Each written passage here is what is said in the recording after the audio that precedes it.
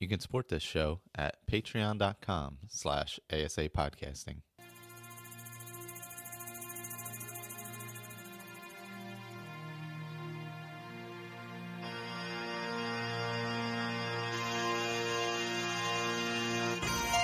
Welcome to a Skyrim Addict podcast, where I will discuss my adventures and misadventures through Skyrim. Join me. Add your stories. Add your tales. Let's get into this thing.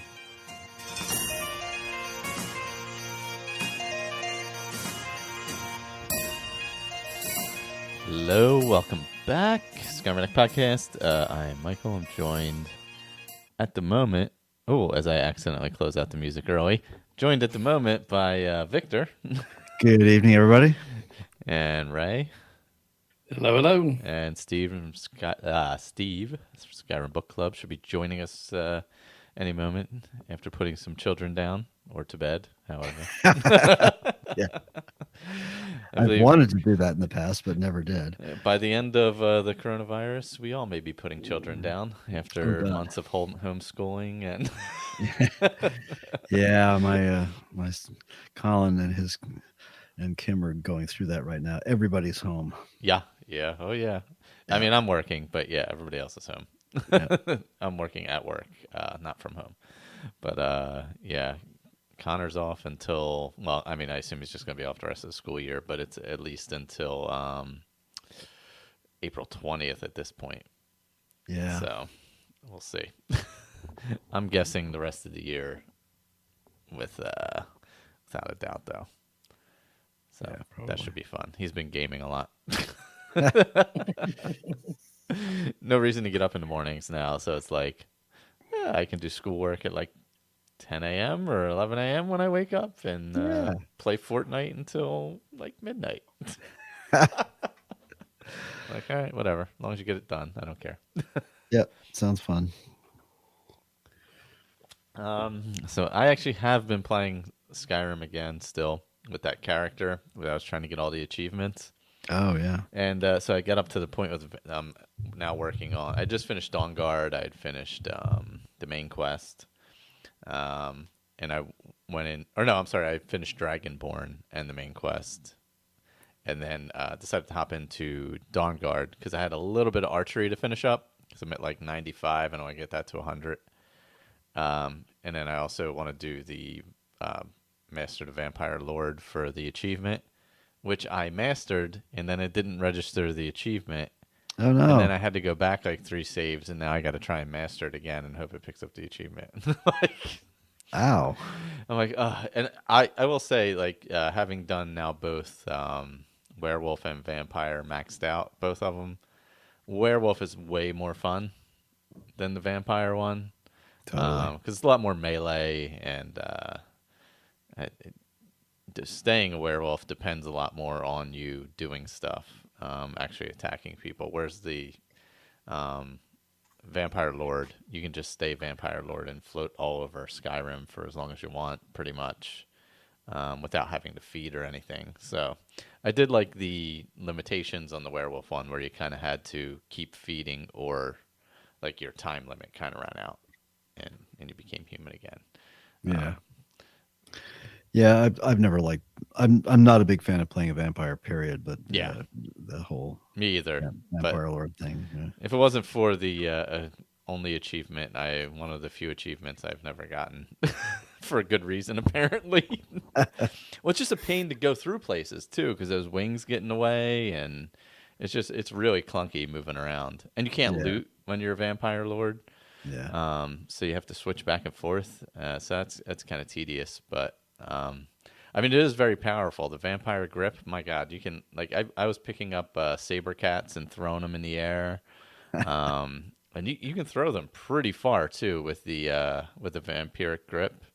I guess it's like the telekinesis spell essentially, because you can. But I was throwing bandits all over the place. That was pretty fun messing around with that, I gotta admit. Yeah. It's like the first time you play with, unrelenting force. Yeah, exactly. Yeah, and I've had oh God. So because I've been using the shouts again and playing on console, I picked up recently because I was going through Dragonborn. I picked up the Tremora Merchant, Black Market, and then of course the vampire thing. So I had forgotten it. I had it on Black Market, which is also the shout button, and I was in the middle of oh god, what's the one with the Mehrunes Dagon, the Mehrunes Dagon quest. So I was up on the top of his shrine where you talk to him and all that, and then the couple of Dremora lords appear. So I was going to shout them off, and then I hit it, and then the merchant showed up. And I was like, this isn't really that helpful. Yeah, really. Like he just kind of stands there. This didn't go real well. It's like, dudes, come on. I've got a Dremora friend. Look. Yeah, look. I mean, I'm like, I'm one of you guys. Come on. And I was like, wait, what the hell just happened? I'm like, there was no noise. I'm like, oh, Jesus, I still got the damn merchant on. I was like... I was like, oh, that was. But it's been so long since I kind of played with shouts that I've gotten used to it again, and then I haven't used Black Market in a long time, and I was like, oh, and I forgot I had it on. I'm like, oh, this sucks. It's like it's the absolute wrong time for you to show up. But still vanilla game, still not modding, but I did kind of search through the Xbox One ones. We can talk about that later, and see what was there.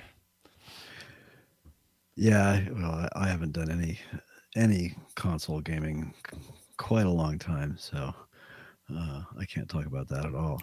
But, my last couple of characters have been mostly just my usual kind of, generalists. A little bit of this, a little bit of that. Just trying to put together lots of different mods and things like that. But like I was saying earlier, I haven't played Skyrim in a few weeks, so it's been. I keep getting distracted by other games. Yeah, I saw you in Fallout 4? I've been playing a lot of Fallout 4 the last since we moved. That's been sort of my go-to game for. And I'm playing a completely vanilla, no mods at all, not even any graphics mods, no cleanup mods, no nothing. First time, in fact, I think when I first bought the game, the first thing I did was go looking for mods. So, I started modding it within a couple of weeks.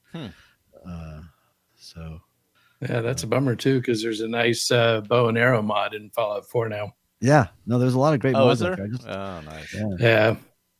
I loaded that up and had to start a sneaky archer. Just to irritate Andrew, if nothing else. Well, yeah. You got to do that. But my Fallout 4 guy is pretty much of a generalist too, but he's level 18 or 19 now, I think, something like that. Just doing pretty much a Minuteman focused playthrough of that. So it'll be fun. But taking it slow, just building a lot of settlements and farting around with that, and not pushing the main quest ahead too fast. So that's been fun. And also been playing a lot of Doom. So it's been kind of a Bethesda thing. I love that game. That's so. I've been meaning to try that. Is it really? Yeah. Oh, it is just so good. It's so snarky and the humor is good. A lot of inside, not a lot, but there's some inside humor, and there's just some overt, just good stuff.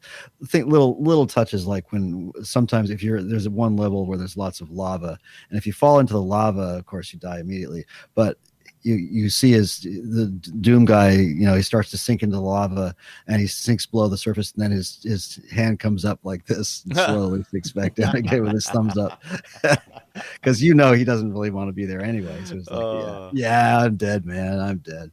It's good. It's a great game. So it's hard, but it's good. It's a good game. Yeah, I don't think I've ever played Doom, actually. Oh wow. Well, if you like. I mean, this is the 2016 version. There's a new Doom Eternal, I think, is about to come out. Yeah. Right. Yeah. And it's really one of the most fluid, one of the best first-person shooters I think I've ever played. It's just so the motion, the shooting, it's just great. It's just so well done.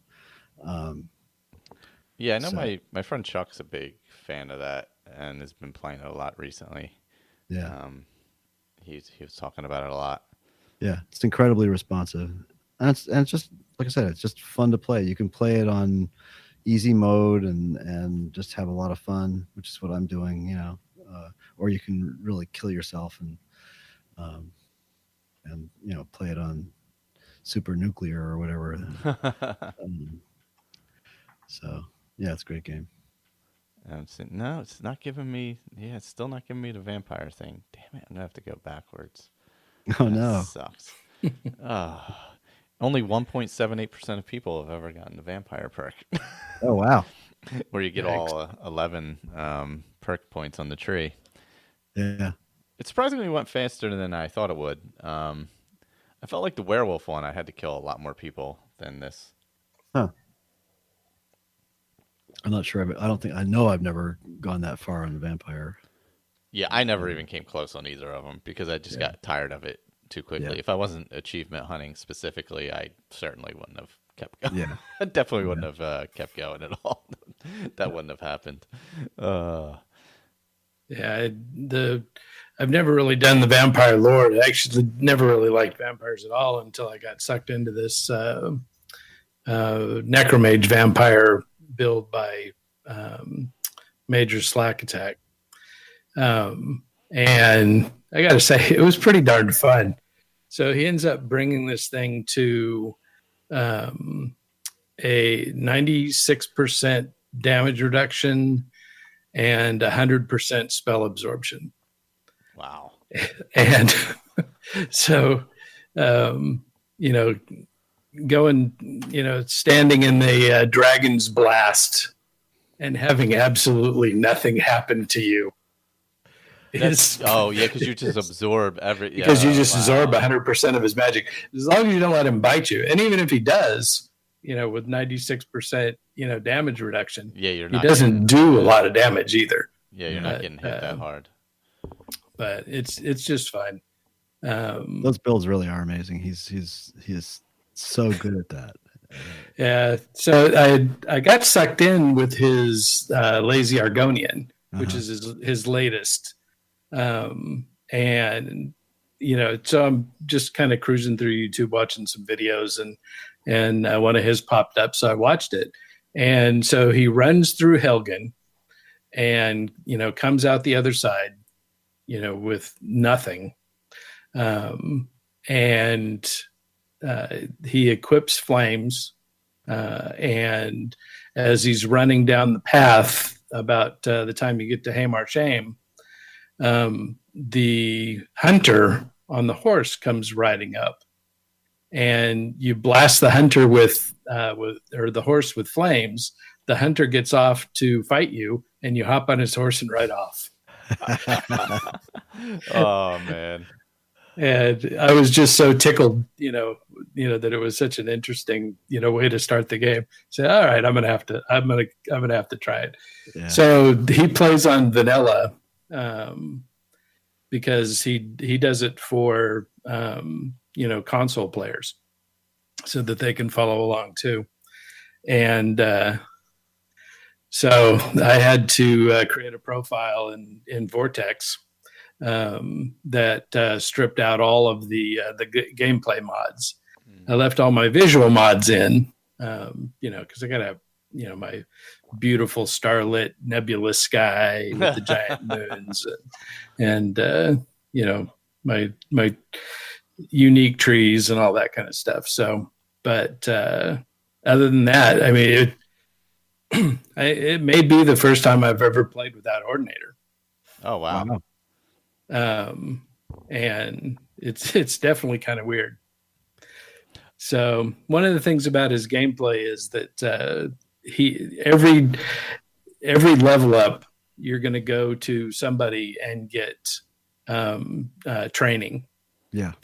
And so it makes it tricky to follow sometimes, because you're just naturally not going to have the exact same experience, and so you're leveling up at different times, and a couple of times I double leveled up, and so lost out on skill training, and had to figure that out. But it was a lot of fun. Well, then I get to the 18th episode on this Argonian character, and then there aren't any more episodes until next week. You caught up. I'm like, wait a minute, this just won't do. Yeah. So he also has this necromage vampire, and so I went through a few different ones. He's got a combat archer and a pure mage, and a bunch of nothing really kind of clicked, but this one kind of stuck with me. So I ran through that, and it was, I think, 52 episodes long. Oh, and wow. So that took me 2.5 weeks. 2.5 weeks. Oh my God. At about, so 30 minutes in his gameplay, closer to an hour every episode for yours. Because there's a lot of pausing, going back. What the hell did he do?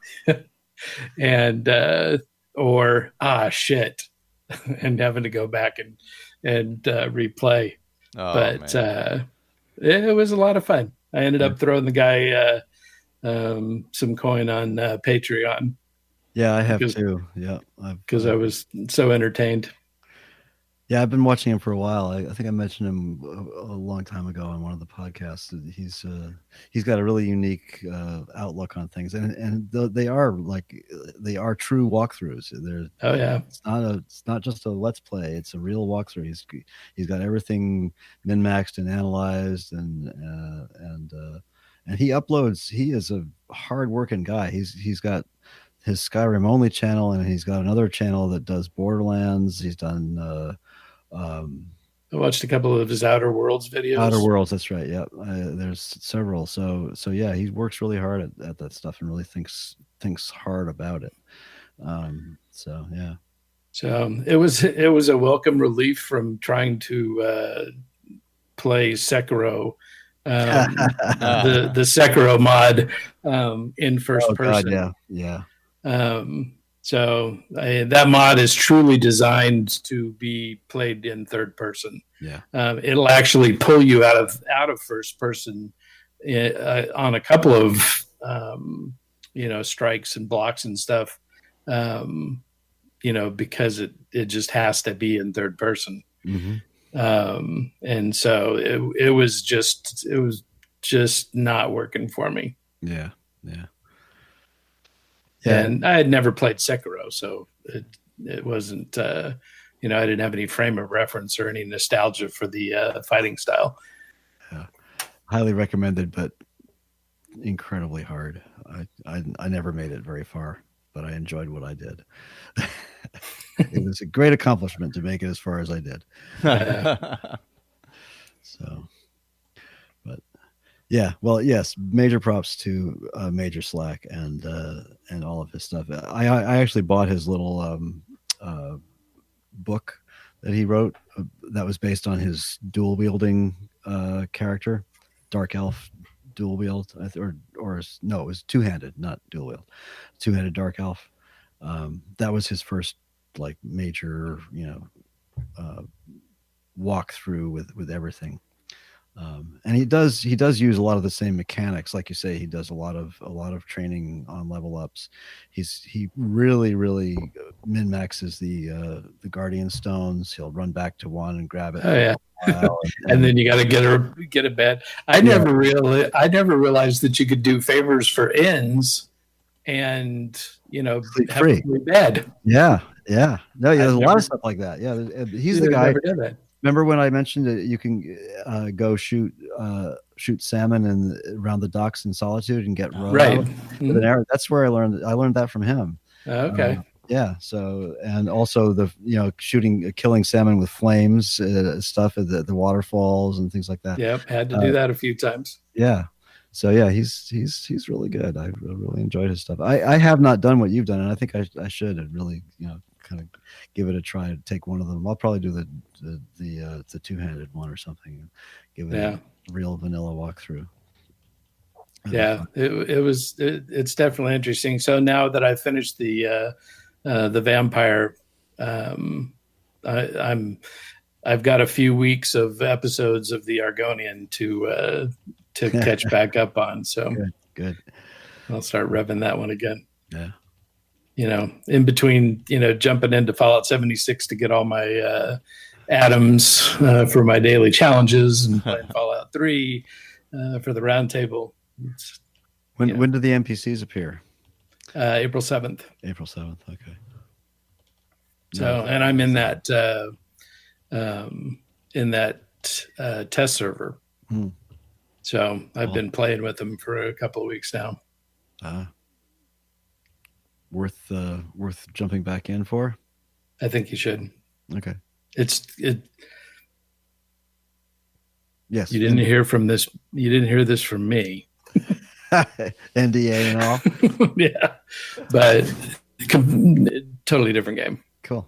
Oh, that makes sense. Yeah, that it would feel so much. Yeah. Yeah. So yeah, especially since like Michael owns it. Yeah.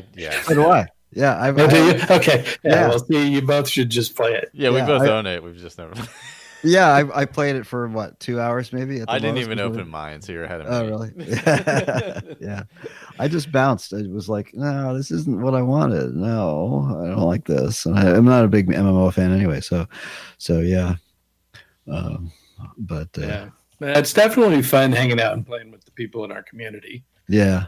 So, but now you guys are also so experienced. I feel like if I can get in there, I'm not going to know anything about what to do. So it won't matter. Everybody will just help you out and give you stuff and take you. One of the things you do is when somebody new comes along, you take them places where they have no business being. Yeah. Where all these high level enemies are, and then you tell them, okay, you shoot that guy.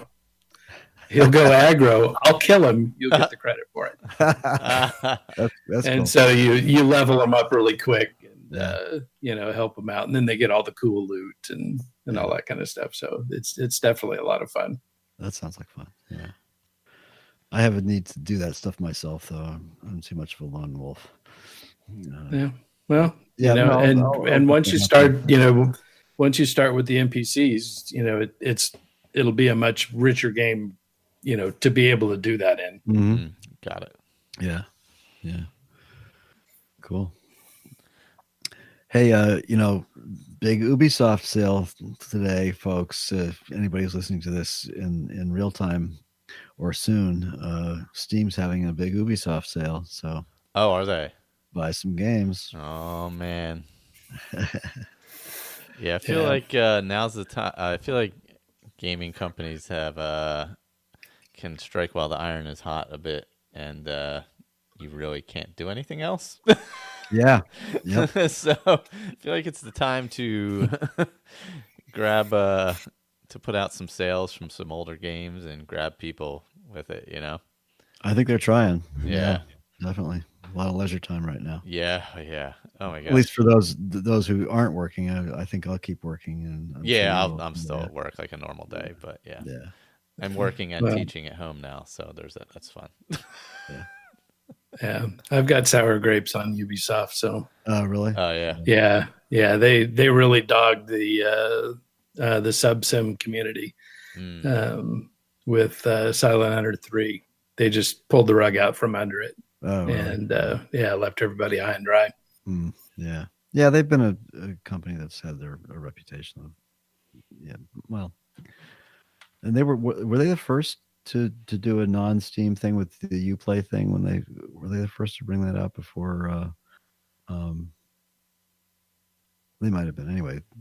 Yes, they've had a sketchy reputation over the years, but I still like their games, especially Far Cry. It's probably my favorite. I still haven't Super game. Played that yet.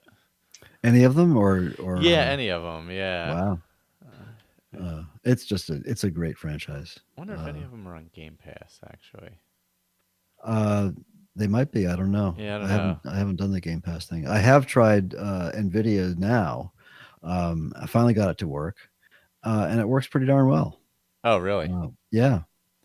It's $5 a month, Hmm. and anything you own that they have the license to, you can play, you can stream.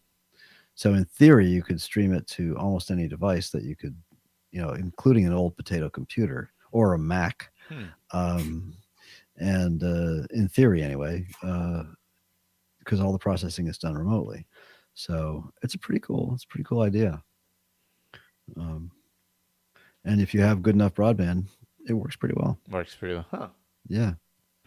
That might be worthwhile for sure. Yeah, I had a few days that I could not get it to work, and then finally it something, I don't know what happened. Somebody killed a goat somewhere or something, and it worked. So yeah. Yeah, I'm looking through now. Let's see. Fallout 4 is in Game Pass right now, as a matter of fact. Oh, cool. Doom, Outer Worlds is still on there. You have Game Pass? Yeah. Oh, well, play Doom, man. Come on, do it.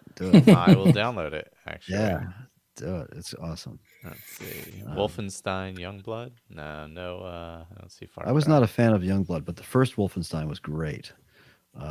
Another really good shooter with a real story, action shooter more like. Whereas Doom is just strictly shoot the demons. Let's see. I'm going to install Doom. Cool. I'm sure it'll take 4 days to download, but yeah, well, then I'll get to it. I still have my mission to become to get that stupid Vampire Lord achievement, so I gotta get your platinum. Yeah. Gotta get all the achievements. I don't have many left. Just some quest ones, and I had 57 out of 75 because I had 0 going into it. So wow, like a bunch of them are like, well, because I never had always played with mods on Xbox One, so technically on Xbox One I didn't have any.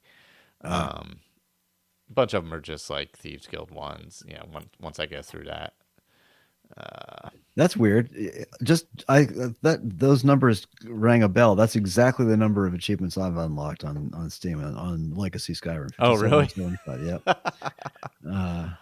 And I've never even deliberately gone about trying to get any achievements. So that's just over the 3,118 hours I've played. Yeah. Of Legacy and the 1,190 hours of Special Edition. Added up, folks. Not to mention the 300 plus hours I've played on the Xbox when I first bought the game. Oh yeah, when you first got it, yeah. 12 or when it was. So yeah. But yeah, 57 to 75. And 30 of 75 in SE. Oh. So.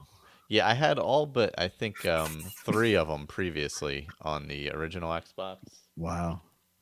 It was the Flying the Dragons, building all 3 homes, and Vampire Lord. Actually, I didn't have Werewolf either, so it was 4. Yeah. And then I did I think I've built the homes now. If not, no, you know what? I have one more plot of land to get. The one up north. Not Helyarkin, but the other one. And then just a bunch with the quests and stuff like that. So, and like escape from jail, things like that are pretty simple. But right, yeah. Just things you don't normally, things you don't normally do. You just kind of do to achievement hunt. Yeah. So.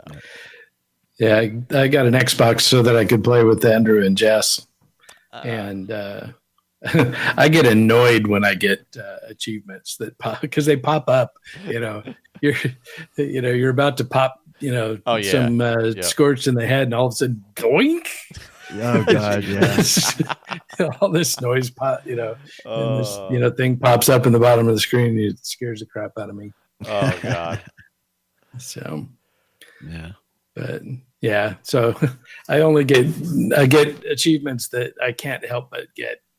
There's always those ones. Yeah, the ones you get just kind of going through it. Yeah. Yeah. Yeah, there's tons of those. And then some you just gotta grind for. Yeah. Yeah, I'm still going through and trying to get every. Not going legendary on any skill. I'm just going to get them all to 100. Then I'll just go legendary as I keep going. I had a long-term goal of filling out every perk in the perk trees or in the constellations, whatever. But I don't. That seems like that might be really tedious. I'm starting to rethink that one. Starting to rethink that plan. Yeah. But Yeah, some of them are kind of contrary. So yeah, that feels like that would be really, really, really long to do. I feel like I'd have to get to like level 200 or something to be able to fill out every single perk on every tree. Oh God, yeah. Yeah, well, that's a good thing to. I mean, that's a good entry to try some of Major Slack's stuff because he really gives you an opening to move to quickly without exploits, and that's one of the, like Ray was saying. He does a lot of training stuff, but he doesn't use exploits. So it's all natural leveling, if a little accelerated by a ton of scientific min-maxing. So but it's really a good way to level up a character absolutely as to the nth degree, and get to a place where you can, you are so powerful you can just sort of. And he does a couple of his walkthroughs. He's done, what does he call it? It's like supercharged or something like that. He'll do a second sort of series, V2. I forget. I think he did it with did he do it with the Vampire Lord? He did a Vampire Lord set because he talked about it at the end of the other one. That he said, I'm not going to do Vampire Lord with this character. I've decided to start a whole new character and Right. do it strictly Vampire Lord. Yeah, supercharged or whatever. Yeah, he did that with a couple of other ones too. He got to a certain point and then he started over as he felt like he had taken that one as far, but he took the same character and supercharged it to some other nth degree. So all he had to do was sneeze and the entire world was gone, kind of thing. But I would, because I am me, I would like to mention, just sort of shout out to a relatively new little series of mods for PC for, I think they're available for SE, but they're certainly available for Legacy. And they're called, one of them is called Bandit Economy. There's another one called Faction Economy, and there's one called Warlock Economy. And they're by a guy named Twin Crows, or man, woman, I don't know which. Does some pretty good, did Realm of Lorcan, which is a big sort of quest mod kind of thing. But it's kind of a cool premise. So say with Bandit Economy. So what happens is if you sell a high-end weapon or something to a merchant, well, that merchant might just sell it back to a bandit somewhere. And you might find it in a bandit using it against you somewhere down the line. So it's very simple, very cool idea. And it works with spells. It works with, there's a Civil War version of it. So anyway, it's pretty cool. And so the faction economy, obviously, if you're fighting against, I don't know, Briar Hearts or whatever, or something, you pick up some cool stuff and sell it off. Well, you might have it used against you. So be careful. That's kind of a cool mod. So I just wanted to shout that out too. Yeah. So that was a pretty big adjustment. Losing rich merchants. Yes, it is, isn't it? Yep. Oh yeah. Yeah, because I play with trade and barter. Pretty much, that's one of my stock mods. And so yeah, having merchants reduced to like 400 or 500 gold or something like that is it's a pain. It's a pain in the butt. Even when they're at like 1500, it's still, when you're higher level, it's like you blow through that so fast. Yeah, you do. It's I think the thing that bothers me the most, and it bothers me even in Fallout 4, even though there's a little more of a mechanic for it, not much, but a little more, and that is just the lack of living in the world, living Mm-hmm. with the world. When you're playing a vanilla game like this, there's no needs. You don't have to eat. You don't have to Yeah. sleep. Except to get the well rested bonus. And so Major Slack's all about that. He does that all the time. Make sure you got the well rested bonus. Make sure you do this before you go into battle with that. And he's right. That's how you play the game. That's what it's all about. Um, and so for me, it's great to see somebody do that and to watch it and to play with it sometime. But that's not why I play these games. I play these games to immerse myself in the world. So that takes some of the enjoyment out of it for me. So that's sort of the downside of that kind of stuff. And survival mode in Fallout 4 adds that in. But but the survival, yeah, yes, you're right. But it's kind of that kind of survival mode is where you have to sleep to save. That's not survival mode. That's just gamified, to me anyway. It's just for me. Yes, it adds it in, but it still gamifies it to the point where it's not. Yeah, sure. Yeah, reality. What's reality? You're playing a game with dragons or whatever. Death claws or But still, there's an element of reality that makes you feel like you're living in something that I guess I lose that when it gets too gamified. That makes sense. Yeah. No, I get what you're saying with that. Yeah. No matter. That's why I never liked the survival mode in Fallout 4 a whole lot. But yeah. But yeah, I did play the survival mode in for a little bit. Not too many hours. Yeah. And I think I did it with the Creation Club Skyrim one as well. Yeah. It adds a level of difficulty that wasn't there before, and so that does make the game more interesting and fun. Yeah, definitely. Yeah, it's different at least. I think that makes it a little better to live in the world because then at least you feel like you're. I feel like you can just immerse yourself and not even worry about questing too much and kind of just survive. But it needs to be a little more in depth. You need a better economy and things like that. That would make it a little more feasible, become like a gentleman farmer or something. Yeah, like that Olaf guy from way back. That was like 2013 or something like that. I forget who. He was a British guy who did that. Oh, remember yeah, him? yeah. That was vanilla too. Man, he did it in vanilla Skyrim. That was a lot of fun. It was very funny. Yeah, because I did it a little bit with some minor modding. I was living. I think there was like a treehouse mod and like Hunterborn and stuff like that, and I was just hunting, gathering. Basically hunting, gathering, selling the stuff, learning to craft that kind of thing. Yeah, which was kind of fun. I probably played like 15, 20 hours, which was enough to like enjoy the that type of of character. Yeah. The problem is on console, it's just a pain in the ass to set up the mods each and every time if you're playing multiple characters bouncing back and forth. Yeah, it totally is. There's no clean way whatsoever to do it. So yeah, I kind of either play with mods or don't play with mods. that's kind of how I go. Yeah. Yep. No, you're right. You're right. I think the only easy way is if you had like multiple consoles, like two Xbox. Or multiple accounts, or yeah, actually, if you had multiple accounts, the saves would be different, and yeah, that's true. Yeah, but you still have no, you're right though. You still have to load the mods onto your console, right? So you still have to, but as you went to each, if you had two, but then it would be a pain. You'd have to have like two Xbox Live accounts as well as two Bethesda accounts. It seems like a whole lot of hassle, but I mean, I guess you could do it that way. That would probably be the simplest way. Then you could toggle between the. Well, maybe with the new Xbox, there'll be a way to have more mods. Yeah, soon. In and November. More agency. Yeah.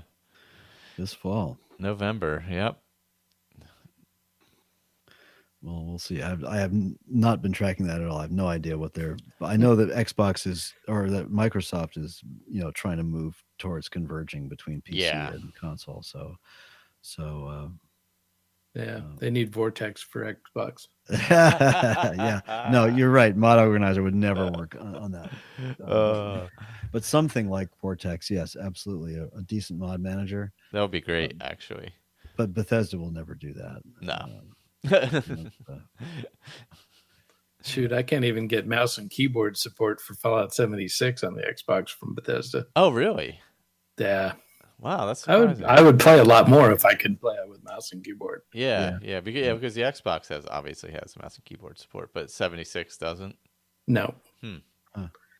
So I've gotten a little bit better with the controller, and I had to scrap. Normally, I play a melee character, but on PC. But I had to switch up to a guns character just to be able to play because, I have to use VATS. It's the only way I can hit anything. Otherwise, I just spin wildly about as I'm trying.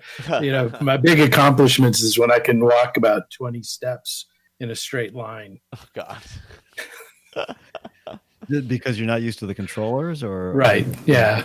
I'm sitting there and my thumb starts to get bored and starts moving around, and I'm walking off in some different direction. Oh man. Or I'll pull the stick back and just have my thumb resting on it, and all of a sudden I notice that I'm moving slowly off in some random direction. Oh geez. And you got to be careful because that could be the side of a cliff in Fallout 76. Yep. And fall to your death. I have to say though, there is something to be said for analog sticks, and especially in stealth games where I am constantly frustrated by the WASD and just the tap tap tap tap tap on the key to move forward instead of having an analog stick to slowly creep along. So there is something to be said for that. The controllers have advantages sometimes. But I'm with you. PC Master Race, I'll still play on PC any day, if given the choice.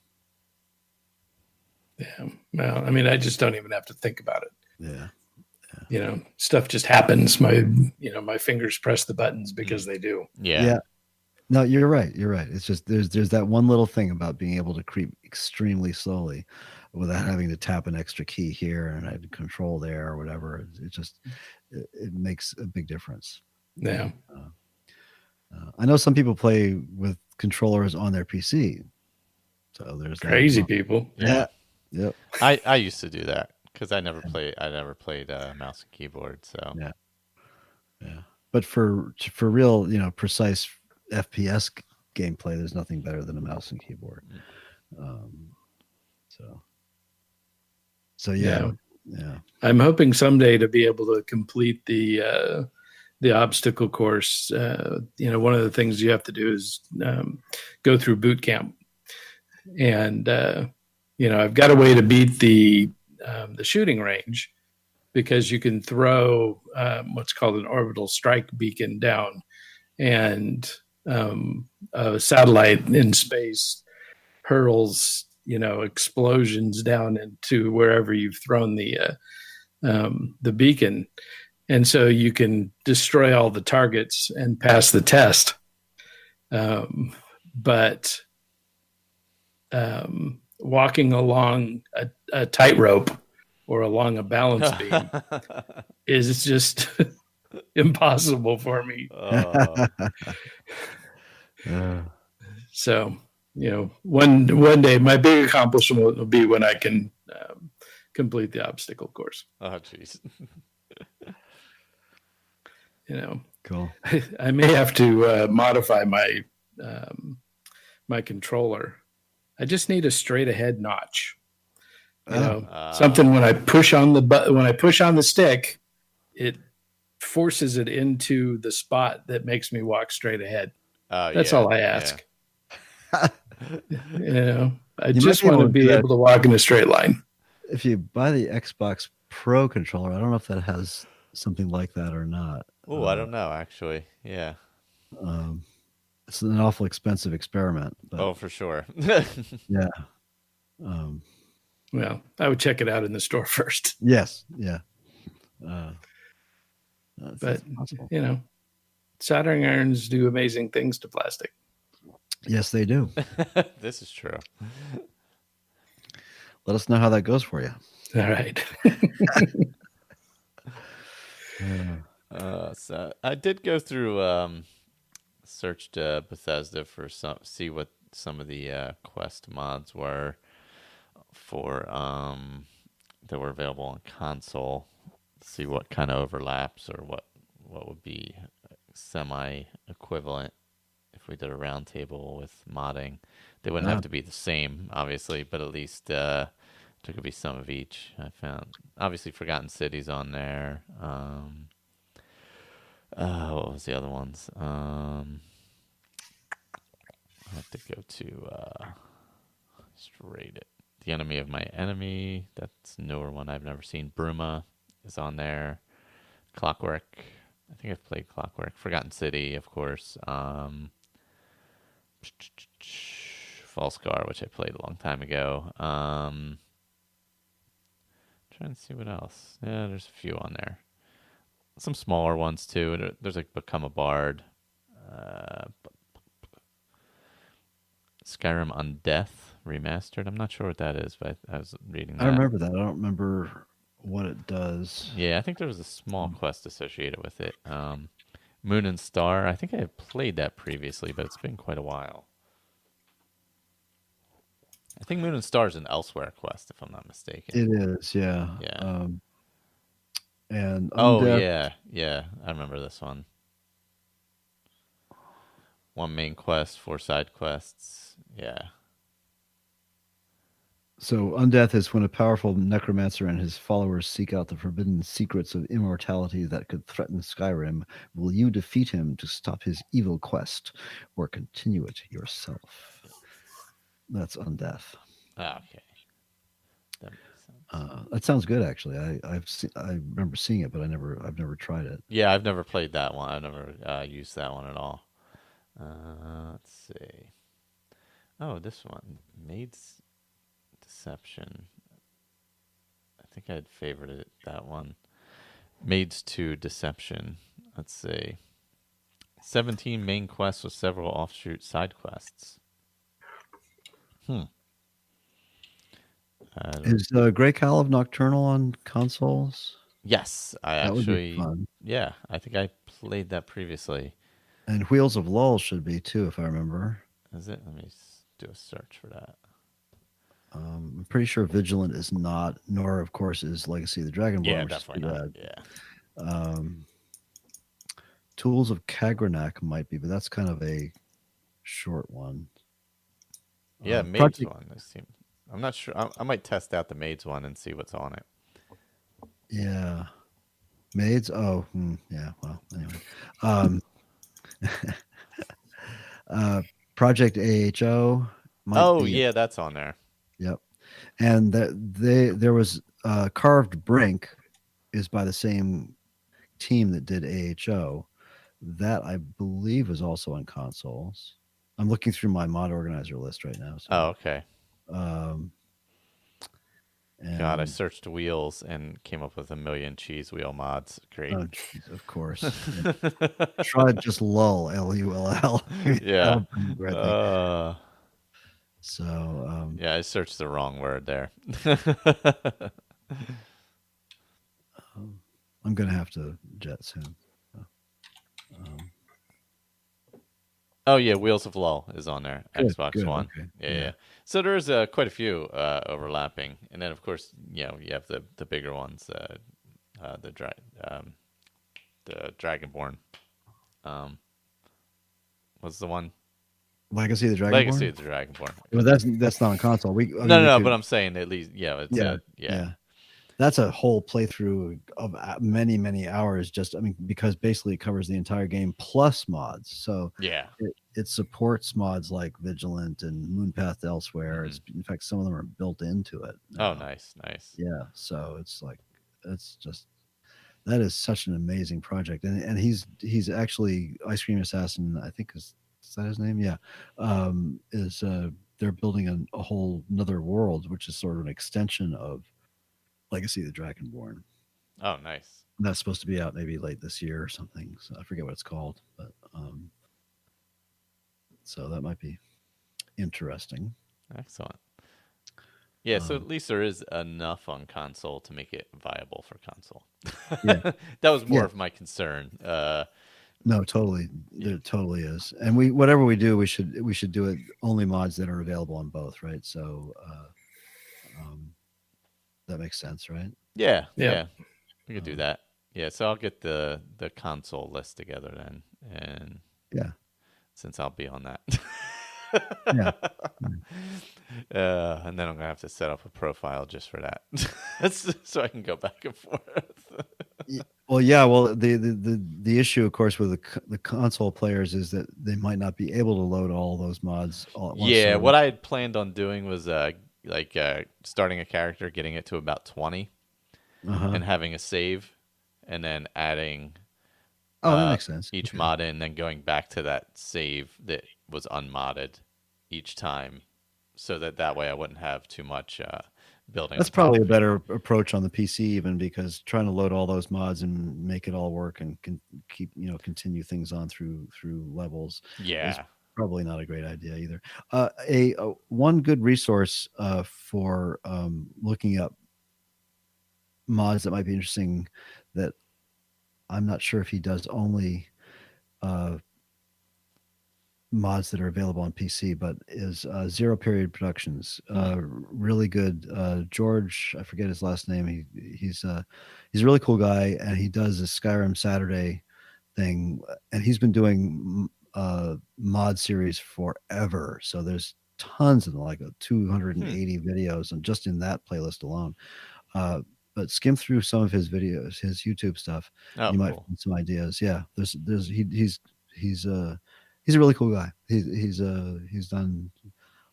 He's been through a lot. He's a young guy. He's a cancer survivor. Relatively recently, like just a year or two ago. Wow. So yeah, he went through all that right there, on his YouTube channel. So he's worth checking out. Awesome. So we'll see if you get some more ideas for mods. For sure. Yeah. I'll have a lot more free time, so I don't know. We could. Do you think you're going to be off work? Nah, I'm gonna be working, but like on the weekends and stuff. I mean, other than going out running and stuff, I'm not gonna be able to do anything. So. Yeah, I think we're gonna stay at work unless they kick us out. Yeah. I mean, back, but I don't think that's gonna happen. So we're pretty insulated in the chapel. So yeah. I mean, we like 3/4 of the people I think started telecommuting today. So and then my shop is separate from everything anyway, and we only have like 5 people. So I'm not like overly concerned. Yeah, and they closed the post to visitors anyway. So basically, we're basically a ghost town, right? Yeah. I run into less people at work than I do out in a normal day. So it's like, okay, it's not too bad. And there's a lot less meetings now. Indeed. Amazingly, nobody wants to have a meeting anymore.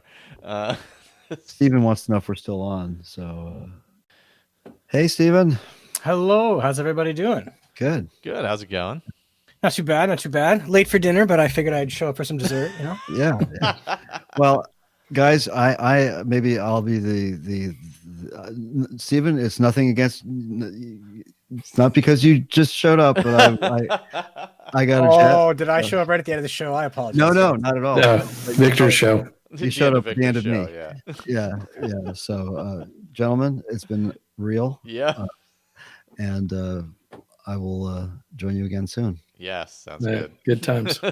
Well, night, it was brief but wonderful, Victor. Brief Thank but you wonderful, so much. Steven. Good night. How's everybody been doing? What are we talking about Skyrim tonight? We were just going over some mods and stuff that kind of that kind of hit on both platforms, PC and console. So trying to go forward with the roundtable a little bit with that. So we were kind of scrounging through those, seeing what works on both. Be nice to have console players in now. Yeah, especially now that they can mod their game and stuff. That'll be quite interesting. Yeah. I think I'm the only one of us that'll be doing it that way, as far as I know. Doesn't Andrew have a console? I mean, maybe he won't participate, but I think he was a console player, wasn't he? Yeah, definitely console player. I assume he's too busy with 15 hours of Fallout podcasting. Oh, yeah. Okay. One show. Gotta keep your hands full, yeah. One show, 15 hours. What is the theme for this one? Mods, actually. We were going to try and find some quest mods, kind of break it up and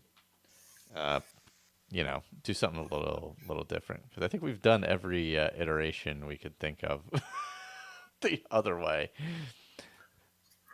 Well, fair enough. It'd be interesting to see how modders are using the terrain. Like, surprisingly, there are still some empty spaces in Skyrim that you can take advantage of. So It is true. Yeah, because I was looking back. I had just uploaded the original couple roundtables to Patreon. So like the original one, which I think was the main quest, which is when actually Victor and Colin and Andrew first kind of hopped on and started doing stuff. And then the second one was, I believe, Dragonborn, as a matter of fact. there you go. And then I think it went to like Dawnguard or something like that. But I've been putting those older ones up on Patreon because they kind of disappeared off the feed. Yeah, and that's a nice way to use it. Instead of sort of lost episodes, that's something good for patrons. Yeah, a little bit there. Not that lost episodes aren't awesome, but I mean, you kind of do that just to revive the feed. Yeah, right? The poor feed that died. Oh, I know about that. You know all about that, though. Yeah. The back half of 2019 was just dealing with that. Yeah. It's not fun. Yeah, it was 2018 for us, 2019 for you. Yeah. We each had our downfall. Yeah, and looks like with E3 getting canceled, so I guess Bethesda will just be doing like an in-house presentation online, maybe. Streaming, Yeah. I'd imagine, right? I mean, why couldn't you stream a speech? Why couldn't you stream the teaser trailers and all that sort of stuff? I mean, there's almost no reason not to, right? Yeah, I mean, just put it on their Twitch channel. Yeah, do the event, but without anybody there, and have people watch. Yeah, I mean, you already have con crud to deal with. Let's not add Corona to it as true. Well, right? Yeah. Or the other way to go is like, well, how would you know the difference? Right, because everybody comes away from a con with something, anyways. So exactly. Yeah, man. I came home from San Diego one year and was out of work for a week afterwards because I was so sick. It was awful. I was like, oh my god, I never want this to happen again. Yeah, but it's totally you worth figure it. You get 15 or 20, new viruses, that you've never been exposed to. Yeah, you get them all at one time. Yeah, exactly. That's it. Yeah, I went to Boston for PAX and PAX East, I guess, and it was all these exotic international bugs because I was in the States. I'm teasing, of course, but yeah, no, fair enough. But I mean, I'm getting old now. I'm actually quite happy to just watch it stream. Like I don't need to be in a room with 300 people. Like I got a couple of mosh pits left in me if it's a really good band, but otherwise I'll just live stream that or go to a bar with like 100 people. That's how I want to do that kind of stuff now, That's true. It's much more relaxing that way. Yeah. There was a big ESO meetup though at PAX East. Yeah. A lot of the ESO podcasts and the UESP podcast, a bunch of that crew all. That's right. That was Vegas this year, I think. A couple of the people. Vegas too, yeah. Vegas and then E3, yeah. There was a big meetup in Vegas, I guess, when they had some announcement out there. Was it CES out there or something like that? I forget what it's called. Yeah, CES was Consumer Electronics. in January. Yeah. So it was a meetup out there, and then in Boston. I was very jealous. Yeah, me too. That's a room I would have loved to have been in, just to even to shake the hands and thank some of these people, right? Who've been just grinding it out for years and making really good content and kind of carving out that niche for Skyrim podcasts that I kind of snuck into.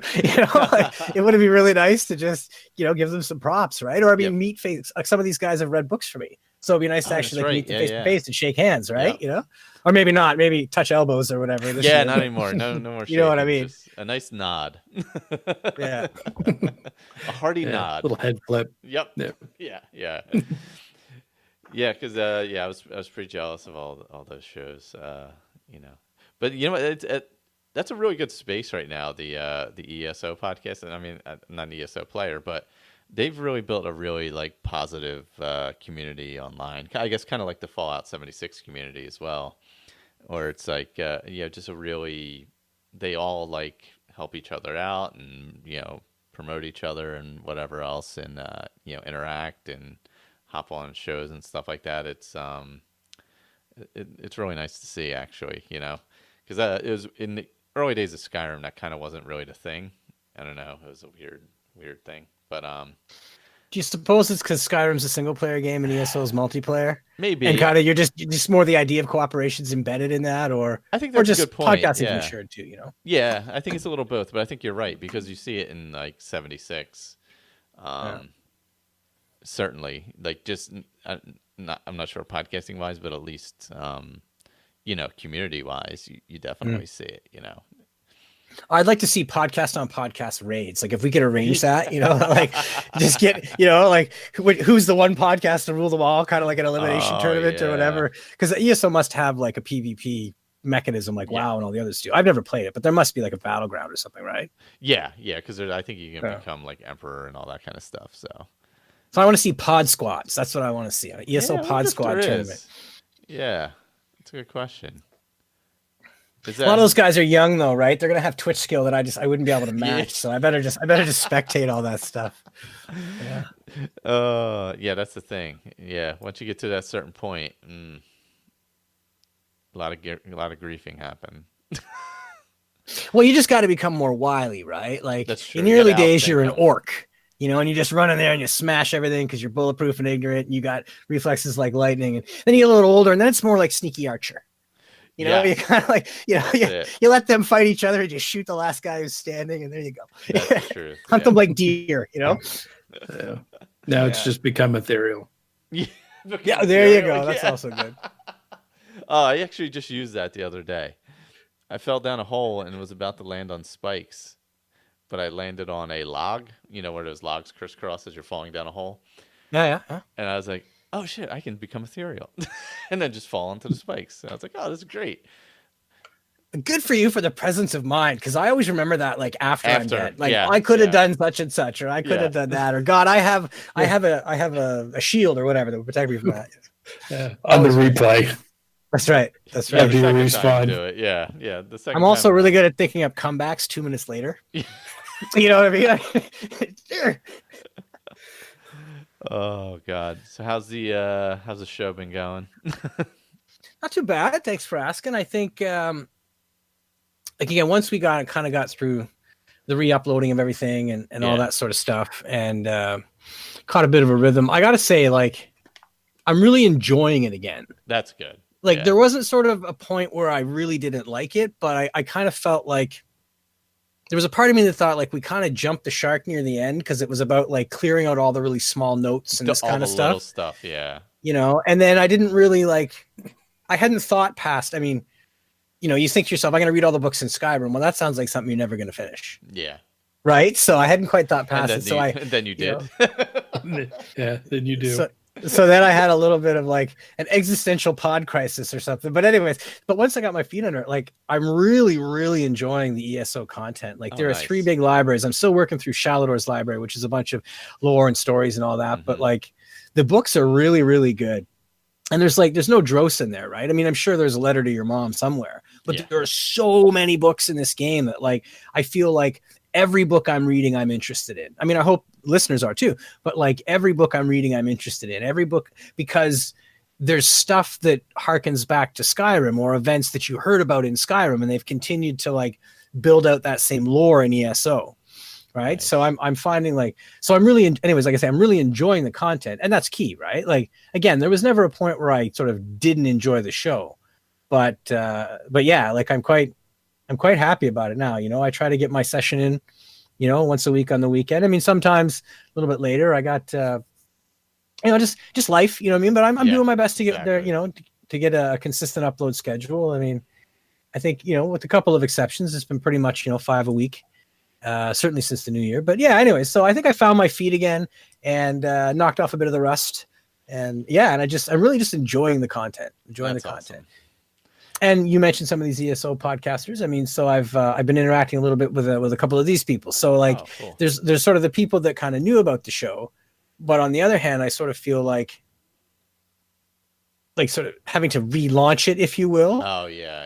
Kind of was like, oh, here's this new thing. I probably snuck into new and noteworthy for a week or two at iTunes, or people looking for the ESO podcasts are suddenly finding Skyrim. So it's been neat to kind of talk with some of these podcasters. So I followed some of them on Twitter and stuff like that. And there's one of the gents. He's gonna hate me because I don't remember his name, but he had said he thought it'd be fun to do some reading. So there we go. So the wheel's turning again, right? You're some new people maybe want to contribute. That's awesome. You're finding new voices, and yeah, I like it. I like it again. Like the disappointment of having it crash and sort of the hard work of rebuilding it is over. That's good. And now it just gets to be fun again. And I don't have to be embarrassed that this is taking forever and I'm redoing the same content. So I feel a lot better about it, which I hope means a better product, right? That's it. Yeah, that's the thing. It's like sometimes you just get into that rut, or you just or when the crash happens, you're just like, oh, really?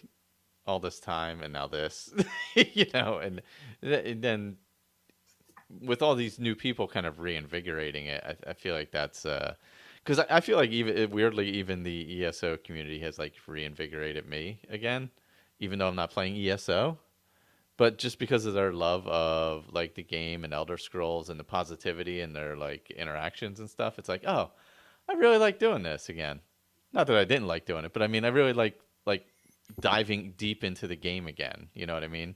I'm like, oh, they're really enjoying that game. Maybe I should dive back fully into this again.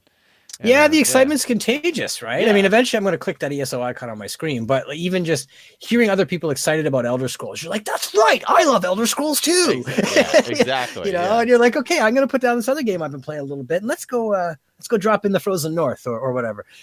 I have not played it, but of course they brought or are bringing a Skyrim. Yes. Yeah. Dark region or DLC or whatever to ESO.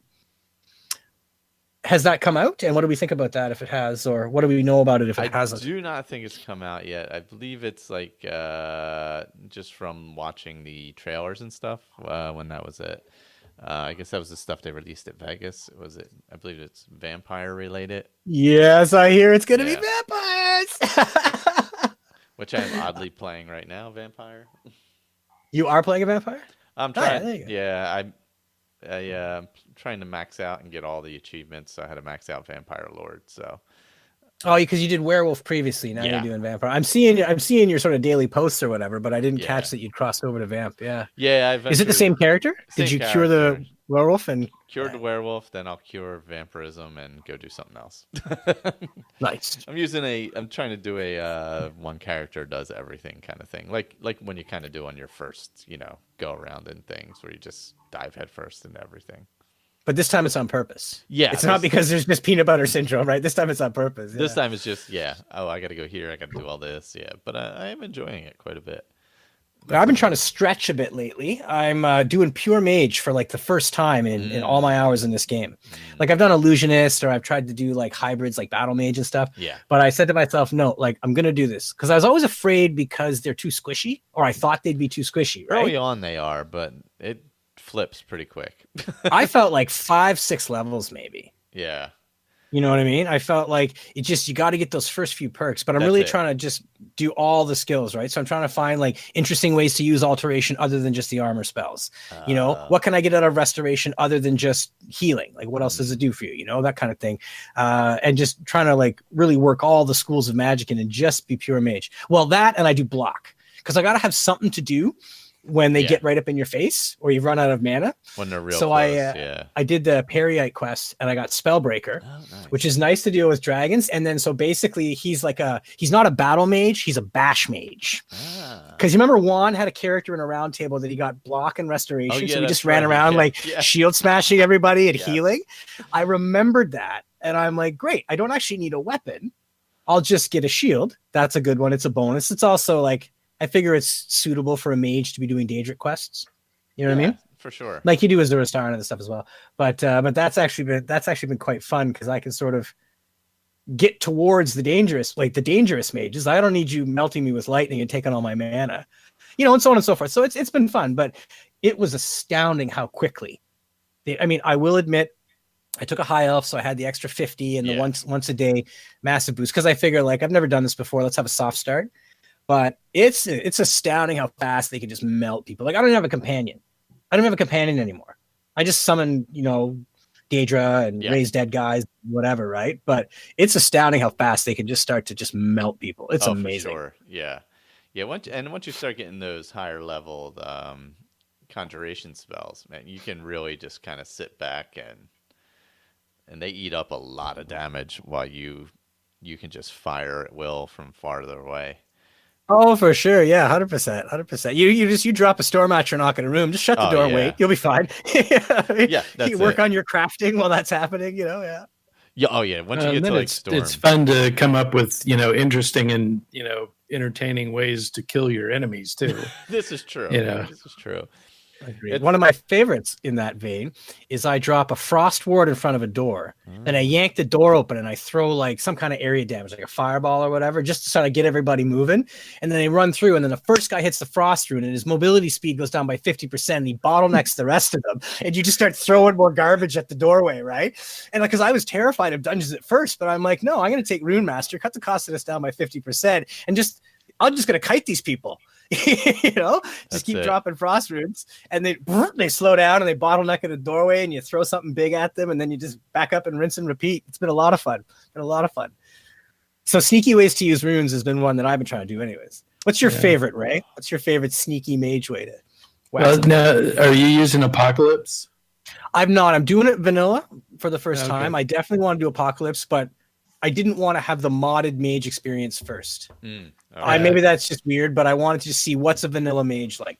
Not 100% vanilla. I got a couple of like quality of life mods and stuff, but very, very thin mod list. Maybe 8 or 10 I'm running right now. Yeah.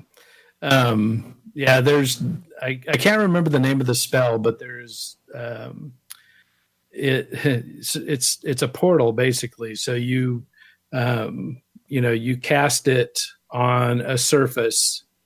And then below it, you put a rune, and then you sneak up to wherever the enemy is, and you cast the other end of the portal. There, it sucks them in and drops them on top of the rune. That's amazing. I like that a lot. And, that was fun. I picked that one up from Couch Warrior. Yeah. He's done some crazy stuff with Apocalypse. He's got this like assassin character he was playing a couple of years ago. Maybe he still trots him out occasionally. You could actually hire him to kill NPCs in the game. Yeah, I recreated that. Yeah. I went through and consoled everything I needed in, and made that character. It was definitely fun to play with. It was astounding to watch him do all this acrobatic stuff too, though, right? Because you've got these spells that are like slow down. So he was just fearless. He would jump off of anything, run through walls and stuff. Like he was like half ninja. Like the way that he used magic was so interesting with that character. Like he was a mage, but it was so utility based. It was fascinating to watch. Yeah.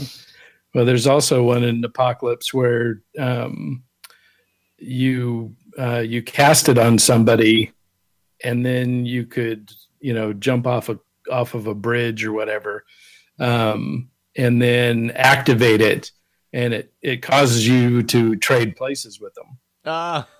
So they're standing on solid ground. You're plummeting to your death, and man. You flip it, and they fall and die. But that's it's kind of interesting because I've just started what I was saying earlier, a vanilla-ish mod package where it's just visual mods, no gameplay mods. Yeah, I've gone similar. I think I've probably got like, I never go anywhere without Hunterborn anymore, and like bags and bandoliers because I'm a pack rat. But mostly just visual stuff, really. A basic camping mod, and and something, and sort of some extra gear. But other than that, I'm going pretty lean. Because it dawned on me, other than just having to play the intro in order to get the file structure built, so you can start modding. I'd never played SE unmodded.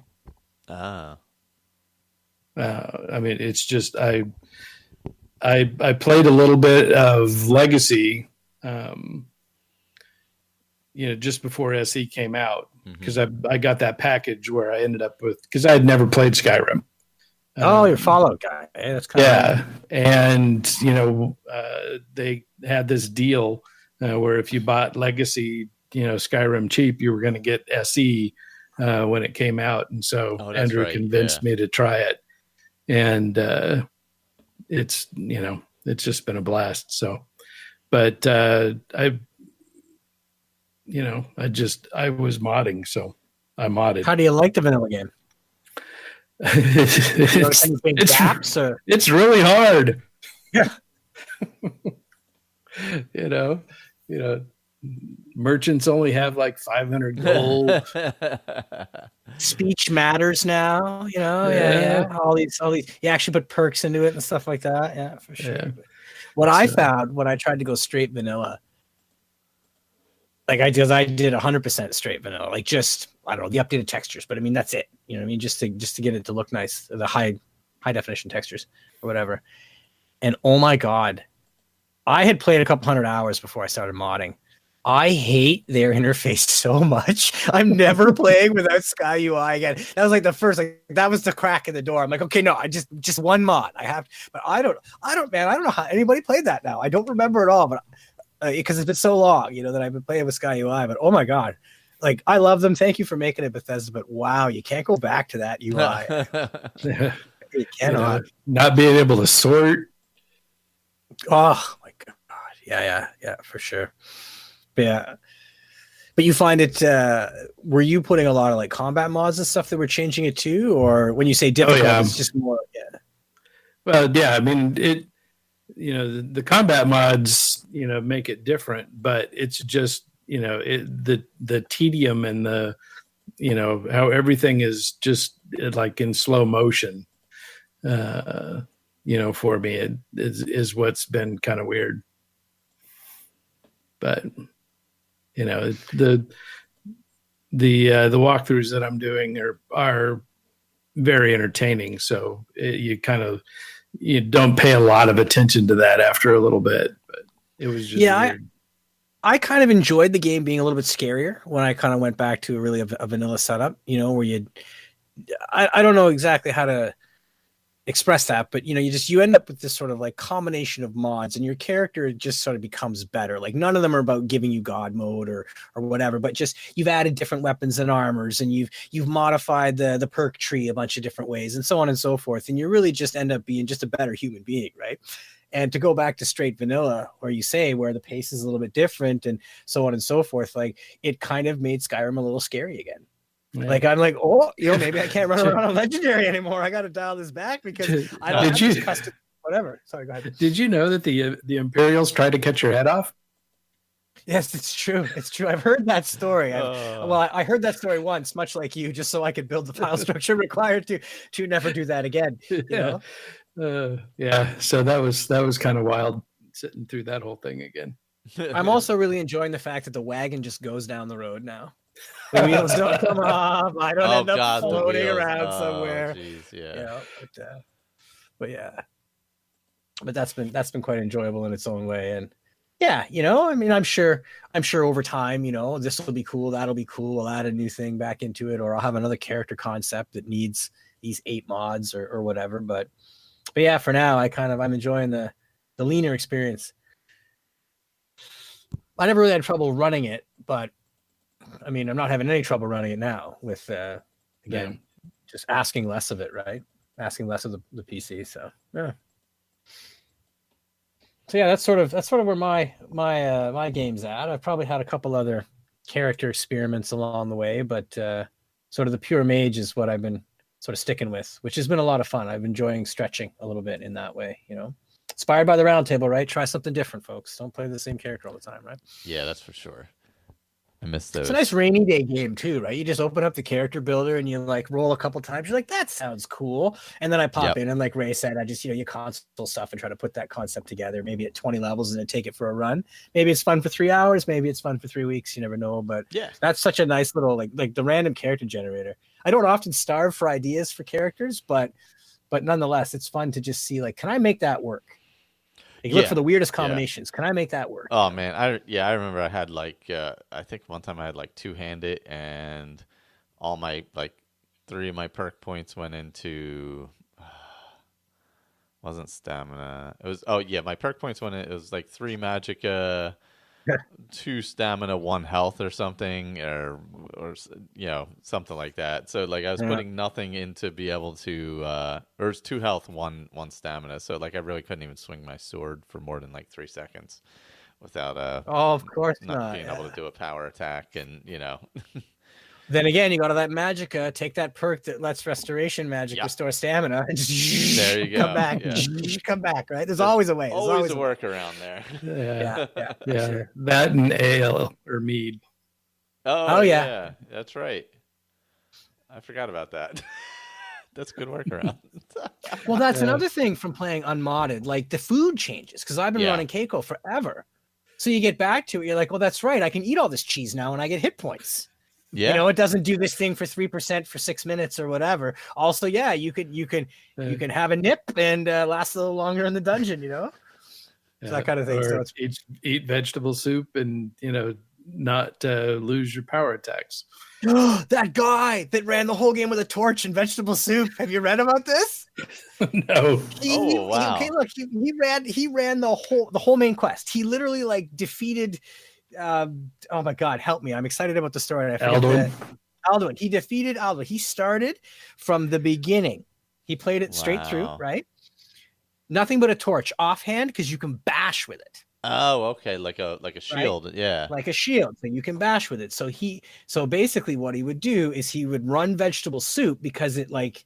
I guess in the vanilla game, like it really boosts your stamina for a long period of time, right? Or the stamina regen's increased by, it's the largest amount anyways. So he was just constantly quaffing vegetable soup and running around and basically shield bashing everybody with a torch. And he went through the whole game like that, the whole game. I don't know how many lives it took him, like how many deaths and respawns or whatever. Yeah. And I don't remember if he was taking block perks and if they would apply. That I'll have to experiment with sometimes for curiosity. But yeah, ran the whole game with vegetable soup and a torch. Oh my God, that's amazing. Right? Those are the amazing. The patience. Yeah. The patience for something like that. Yeah. Because like, what do you do if you're just trying to get into Rift and then some blood dragon comes down and like, okay, here we go. Yeah, get up close and block with your torch. Right? like that's your option. I mean, how long does a fight with a dragon take when you're torch bashing? Like, that's it. You're not throwing spells at him. You're not doing whatever. Although now I want to see if that switcheroo spell we were talking about from Apocalypse, could you do that with a dragon and down them more easily? Could you switch places with them, get them on the ground, and then use that, like, stop the falling damage spell, land on them, and, do whatever. But, Ray's grinning. He's going to check that out. Look at that face. He's going to see if that works. But yeah, so that was pretty epic. The torch bash for the win. Oh my God. Yeah, just Google that. It's out there somewhere. I kind of hope he's got videos, to be honest. I got to check that out. That's crazy. Yeah, there was so many crazy run throughs, but that's a pretty interesting one. That's up there. I think the weirdest one I ever did was 0 magical healing. So no magic, no potions. Oh, okay. So I ended up dubbing my character the Vegetable Bandit. Oh man, because he was just like constantly sneaking in everybody's garden to eat food, right? Eating like 75 potatoes. Oh yeah, and I tried to be somewhat realistic, like not eat 800 pounds of food, on pause, right? But I think that was probably that guy lasted for a while, but that kind of got tiresome, Yeah. But wow, like when you've only got 1 health bar, and you need some serious snack time, like you play much differently. Skyrim is a scary place.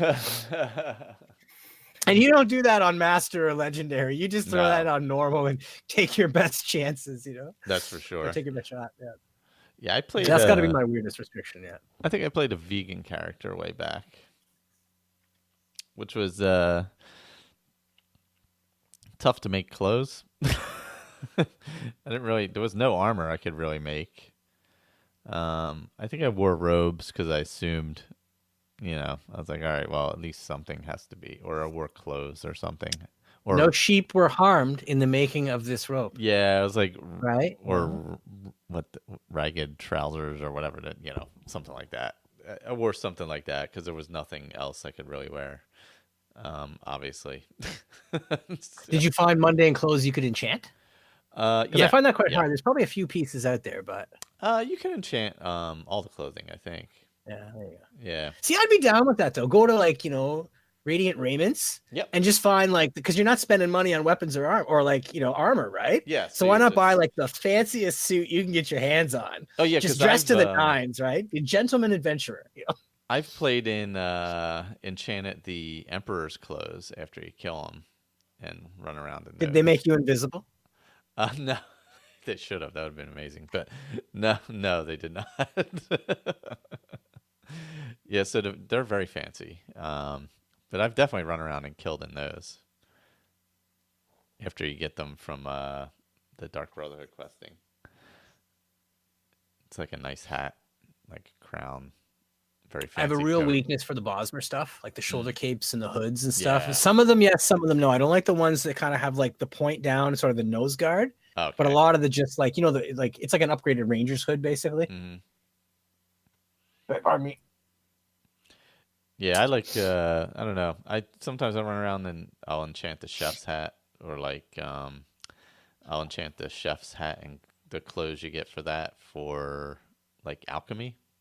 So it's nice. The chef's hat and the alchemy makes sense. Fair enough. Yeah. Oh, I see. I would want to do that with a bunch of combat mods and play the Swedish Chef. Muppets, just go around freaking out the whole time. You get this crazy apron and hat. Oh, you probably could build a character that looks pretty similar to him as well. Oh yeah, I imagine. Yeah, break out a Nord. There are a couple of big noses in the Nord presets. It's true, there are one or two out there. Yeah, for sure. You always just stretch it out, but yeah, true. That'd be all right. And you get a custom mod so you can bring around the two old guys from the balcony. They don't help you. They just make fun of you. They just rag on you the whole way through. I wonder if there is. You didn't even see that drawing over there. It's ridiculous, and so on and so forth. Yeah. Got to be a Waldorf and Statler mod somewhere. They would be the worst if you wanted to sneak. It's true. Yeah, them along with Serrano would be the worst if you wanted to sneak. But she should be so sneaky. She's all jet black, and she's got that underworld kind of vibe, and you figure, look at her, she's a vampire. She should be she's silent killer. No, I'm just gonna lightning bolt everything. Yeah, you'll be fine over there, right Steve. in. Yeah, a lot of followers are like that though, which is why you need the mods. But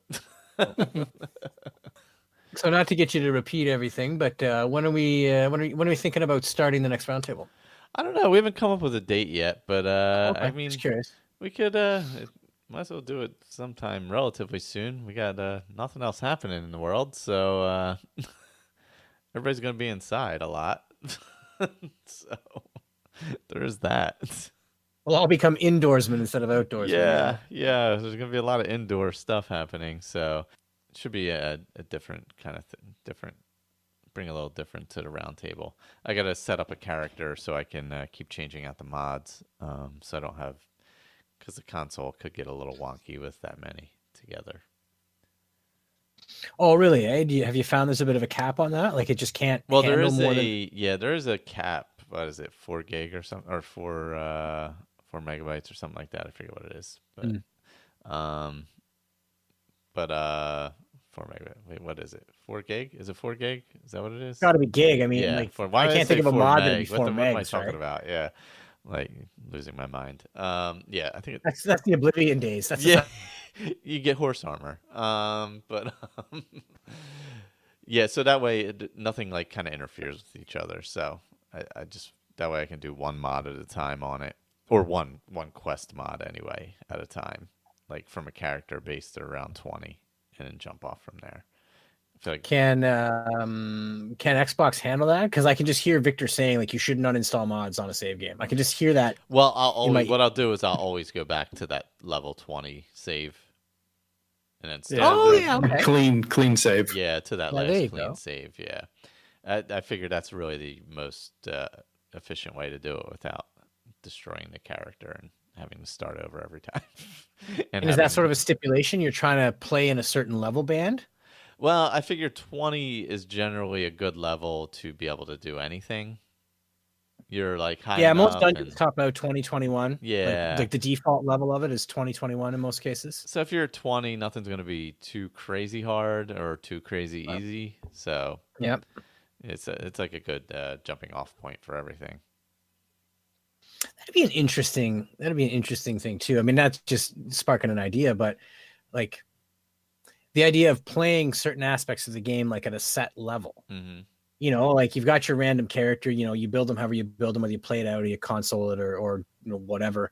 But like sort of what if you kind of just picked a static point and your guy didn't progressively get better? You know what I mean? Like you just, okay, it doesn't matter how many sort of perks or level ups I build, I just don't cash that in anymore. Oh God. Well, funny story. You know what I mean? Like, so like what would you do? How far could you go? You know, depending on, but like that would really be kind far. of neat, you know? Because the first character I ever played, I didn't realize you could put perks into the constellations. No. Until I was like level 50. No, are you kidding me? So all of a sudden I put like 50 perks in. Oh, the game got so much harder immediately, right? I was leveling up, but I wasn't doing the perks. Yeah, because it forces you to, pick Magico, yeah. health or stamina, but it doesn't then force you to drop a perk in. And so, it's easy enough to miss. And I was used to. I thought you were saying like you never even hit like whatever the equivalent of the tab key on the Xbox is. You were literally just running around and you gained all these levels, but you never dinged your guy once. Yeah, I mean, like you never opened that menu. Oh yeah, I was adding like the Magica or whatever, health, whatever. Okay, but that was it. Yeah. That was it. And I was battling. So my everything like smithing, all that stuff was terrible because like there was no perks. Right. Do you have any extra screws in your house left over from the last barbecue you put together, sir? Because I feel like there's probably a manual that would have told you about the perks. Oh yeah, I definitely did not read anything going in. And I was coming off of Oblivion, and so I guess I didn't really no perk trees, right? Am I correct on that? You just add the skills. Yeah, you just had the skills. So it didn't even like register in my head to have the perk trees, and that's I was level 50 when I accidentally like added something, and I'm like, wait, I got like 50 perks. Is there a lost episode where you talk about that? Because like I want to hear the first impression of that. Like, it was oh my god moment. Yeah. I want. Okay, it had to be. It was before I was recording because it was. I mean, I got it day one, so it was probably a couple weeks into the game of playing it. So yeah, it was probably November-ish end of November of 2011 when that happened. So I'm sure I talked about it at some point. I was like, God, this is so dumb. I can't believe I didn't. Well, yeah, and Fallout 4 was a lot of that too. Because it wasn't really clear. How to scroll down and pick any of those perks. That's true. So a lot of people would just continued to add to their specials. Yeah. Because that's what was obvious. That's where it dropped you in at. And so, and it was such a departure from the way that you leveled up. Oh, in 3, in 3 in New Vegas. Yeah. So, that's a lot like Skyrim, where they completely changed the way the interface, and so Oh, but that moment when you realize you've won the lottery and you have 50 perks. Oh, that must have been such like you're like, oh my god, I'm a dummy. This is amazing. Yeah. That must have been such an interesting feeling. And then the overwhelming feeling of, okay, what the hell do I do with all these now? Yeah, because you didn't it wasn't like I incrementally went from one. It was just like all of a sudden it was like, oh, everything's like boom. I'm like, oh wow. I'm like, wow, I don't have to shoot 500 arrows into this dragon to kill it. Wow, I can one-shot it now. Jeez, this is very different. Nice. See, now I want to try it without doing that. See that now I want to see what your original experience was like. Yeah, I feel like I need to relive that again, kind of just see. I don't know if I would go 50 levels, but I could see going like 20 or something like that, and just as a game. See, but you're such a wilier player now. You have so much more experience. That's right? true. So you could. Yeah. So I mean, like you could probably squeeze a lot more out of a character like that now. And I mean, it would still be fun, and yes, there'd be certain limitations, but you've learned so many ways to like play around, and you probably got most of the dungeons memorized and all that kind of stuff. So that would be an interesting experience to do it again, but like with all this knowledge you've built up. Yeah, that's true. Yeah, because you're not going in blind. Yeah, so you have all this that you can, where to avoid, where to go, how to kind of level up. And even if useful gear and stuff like that, like you're like, okay, if I want to play like this, I need these boots, that hat, that sort of thing. So it'd be neat, but it'd be neat to say like what if you played your character with just the health, magic, stamina boost and gear? Yeah. So what if you got all your perks per se out of your gear? Yeah, that would be interesting. Or and if you only used like gear from the game, craft it, nothing. Yeah, because there's some interesting gear that you can find that's pretty rare that a lot of people don't find. Yeah, or equally that is actually pretty awesome, all things considered, when you get a full set going. Yeah. But because you picked up you've run the enchantment tree and you can double perk and you're taking potions and whatever, you're making stuff that's better. Yep. Yeah. By level 20 or 30 if you focused on enchanting. And I find like you bypass all this awesome stuff. It's true. Yeah, because there's all these cool little like what are they called? Like the Predators? Predator's Grace. Predator's Grace, yeah. Like I feel like things like that should be more special than they are, because you can surpass it so easily with enchanting that it doesn't make it a special item when you find it, even though it should be, Yeah. Well, and so on the vampire character, you go get Predator's Grace right away. Oh, okay. And so you do it by making a bunch of invisibility potions. That makes sense. And so through. You don't fight anybody, anywhere, but just use invisibility. Every time you walk through a door, you throw on another invisibility potion. And you can make it all the way through and climb the rocks and get Predator's Grace. Yeah. And what does that piece of gear do? I don't remember. I'm sorry. I'll carry the idiot ball for this podcast.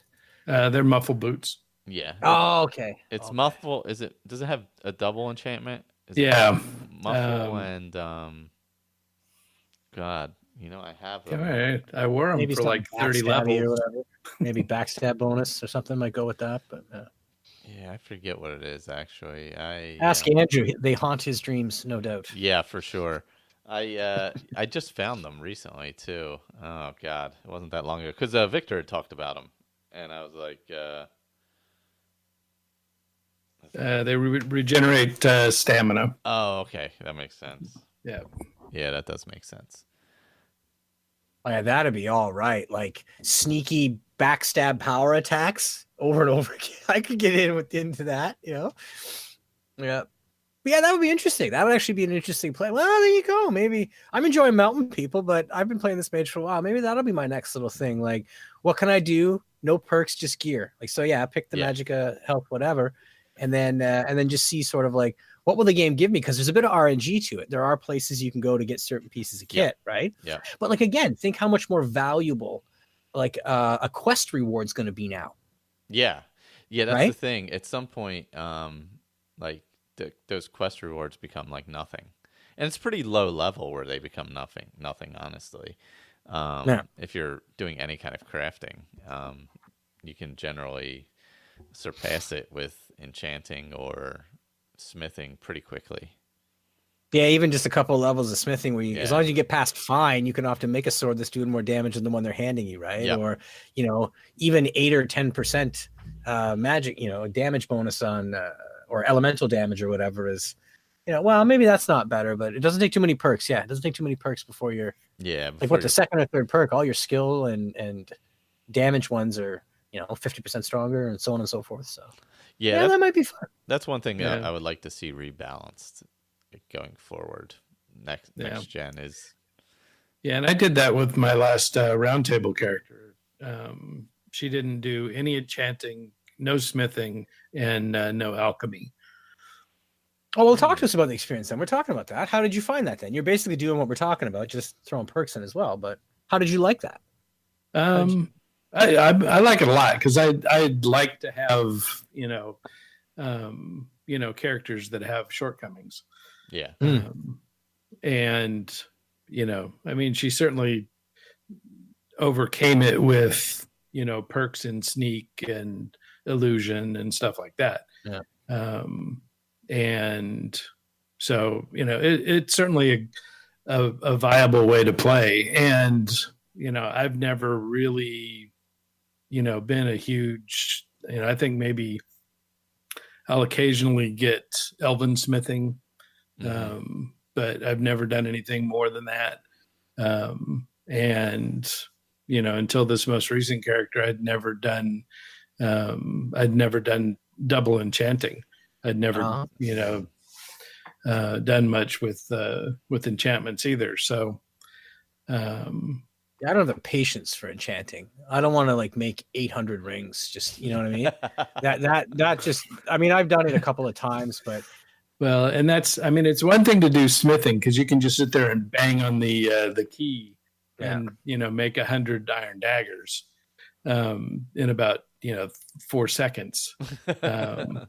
But when you do enchanting, you got to select the ring, then you got to select the enchantment, and then certain enchantments you've got to, yes, I want it to, to have this many charges. Oh yeah, and then you have to have soul gems. That's a real bottleneck. Then select your soul gem. Yeah. So. Which is not as plentiful as iron, right? You can't grind it out quite as fast. That's true. Yeah, it's definitely not as fast as smithing. That's for sure. Yeah, but you got a good point. I mean, you can run the table. If you just start out, you drop in using Unbound, or you just you run the opening quest quite easy. If all you focus on is a crafting skill, you can become disproportionately dangerous really fast. If you just smash away at daggers, you play for an hour, 2 hours, 3 hours, whatever, and as long as you got a little bit of money, you could be a level 8 or 9 character and crafting really high tier armor straight away and stuff like that, right? Like armor that you would not be able to buy or loot otherwise. Yeah. So that's I mean, that's its own kind of fun. But if you focus on a particular crafting skill early on, you can sort of tip the game in your favor a bit. Yeah, that's very true. Yeah, but that's fun too. Yeah, and it slows down leveling. True. Yeah. Because those crafting, they level pretty quickly. Mm-hmm. Yeah, that's true. All three of them really, they really jump up pretty quickly. Yeah. Yeah. But I mean, it's just you've got to have some kind of weakness to your characters because it's so easy to make them overpowered. I like that a lot. I think as I've settled into games, especially maybe as I've gotten a bit older too, when you're 15 or 18 or 20, you want to be playing God mode, right? That's just your mentality. But I like the idea that they have stumbling points or like you say, or flaws, or I get more and more interested in maybe I'm not going to run around with a torch and nothing else, but I'm getting more interested in finding ways to limit or so on, so such and such with the character, right? As you're saying, build in weaknesses, and then try to be honest with yourself and not just to play around them, own them a little bit. It's a lot of fun. Yep. And leads to great stories. You know. Yeah, that is true. It does lead to a little bit of a better story than, oh, I just made so much amazing gear. Finding something and utilizing it, and having that build a history of your character where they found these things, and I think that's definitely a better way to go. You can have a whole guy who's just questing to put together a certain set from his ancestors, you could say, or something, so on and so forth, right? All that sort of stuff. And again, just the idea that like you're not just looking at the weight to value ratio anymore. Yeah, exactly. Like, wow, I need that resistance, or that's what I'm trying to do with my guy. So there you go. Well, this has been accidentally inspiring. Yeah, I think that'll be my next little test drive. I really what can I do with no perks, just gear, That might actually be an interesting round table as well. Okay, but would you roll different sets for people, or would we all be chasing the same stuff? Well, I guess you could do different sets, but say the first set of quests, you're going for whatever X boots or something. Then you're going for a weapon. Then you're going for some armor. Oh yeah, and like what were our different experiences? Like how did we get to the end of Dungeon X to get the Warhammer of blah blah blah? Right? Yeah. And that slowly builds who your character is, That would be might be for like a short series or something like that. It might be interesting. Well, and I have a story that's not a Skyrim story. It's very brief, but it's from Borderlands about the value of an object because of what you had to go through to get it, and sort of who gave it to you. There is this in the original Borderlands. There's this blind guy that like lives in a hut somewhere, and I there you go, Ray's nodding. He knows what I'm talking about. I don't remember what he wants you to do, but like I didn't pity him, but I had a lot of sympathy for this guy for whatever reason. So I go and I run his quest, and he gives me this shotgun. But anybody who's played Borderlands know that it's basically just gun porn. Like this thing is already like worse than any gun that I've had for weeks, right? Yeah. But because he gave it to me, I kept it. I never dropped it, never traded it in, never tore it apart, whatever you can do with guns in Borderlands, I don't remember. And man, when they came to kill that man later, this group of bandits comes to kill him, I lost my mind. I took that shotgun that he gave me and I killed every last one of those guys. I just went on this revenge tear because just like here was this guy that had nothing that gave me something that helped me out. And it was just, he was like the one decent human being in this whole story. And I valued that thing that like I carried that right to the end of the game. I valued that so much because of who gave it to me and where I got it from. So I wonder, maybe not that deep of an experience, but adding that element, like this clear man. You have to go kill the skag that bit off his leg. Oh, that's what it is. Yeah. Yeah. So here he is, blind and like, hobbled, right? So on and so forth. But yes, anyways, so again, there would be an element of that, that because your gear would matter, where you got it would matter, the people that gave it to you would be significant a little bit in some way, or you could weave a story like that anyways, if you wanted to, part of your head canon, if you will. Yeah. I think those are all pretty interesting ways to attack the game. But at this point, you got to turn it upside down and inside out a little bit. Like, we are on year 9, so right. Or whatever, or heading to the 9th anniversary, I guess I should say. Hey, listen, until they give me 6, I'll play this thing with chicken wings if I have to. Like, whatever, just to keep it fun. I love Elder Scrolls, and eventually I'll click the ESO icon on my screen. Yeah, I got to do that again because it's been so long. I feel like it's a different game now than when I did it last. So I really need to do it. I just feel like it's an investment in time that I don't know that I have. So you got to leverage your network. See, I figure what we do is we get Juan to take us on a guided tour. There you go. That's it. Because he knows everything left, right, and center. He'll ding you, get you through the right dungeons and instances and all that sort of stuff. And you can have like a 30-hour experience in ESO that's like 100 hours of stumbling around on your own. That's probably true. And then you know if you like the game or not, right? Yeah. And it's time with your friends. How about that? That's it. He can be our raid captain, or whatever you want to call him. Yeah, because it's been so. I mean, I've played long before there was even any DLCs, so that's been quite a while. It's amazing how long that's been out, considering. Oh, that's true, eh? Yeah, it's been quite a while. Yeah. 4 or 5 years, maybe, eh? Yeah, Maybe more? yeah, something like that. I just think they have the best trailers, and then I still don't click. God, I know. You The know what trailers I are mean? amazing, aren't they? Jeez. Yes, 100%. I'll give them that. And just think about again what potential that is for ES6, right? Mm-hmm. Like, whatever, they're getting to like next level of game engine and graphics level. Yeah. And, like, man, I cannot wait to play Elder Scrolls 6 like on a 4K TV with like a graphics card that you just gotta like bolt down to the floor so that it does, you know what I mean? Like I swear to God, I will probably buy a new computer for ES6. Like, I want to be top end and I want it to just smooth as butter, right? Because I probably had my PC for 8 years. Like, it owes me nothing. And but I'm looking forward to that. Plus new books, right? New books. Hey, that's it. Chapter 2 of, or chapter 3, I should say, or volume 3, I guess. Elder Scrolls will definitely keep me busy until then. Oh yeah. If I can do one shameless plug about the show, pardon me. I moved over the URL for the website, but now the W's matter. www.skyrimbookclub. It's not much of a website. It's really just a bit of a feed. I'll figure out what customization I can get. But yeah, so skyrimbookclub.ca just goes to like a GoDaddy page that says someone's using it. So you got to have the dubs now. You got to have the dubs. Oh, wow. They are important here. Okay.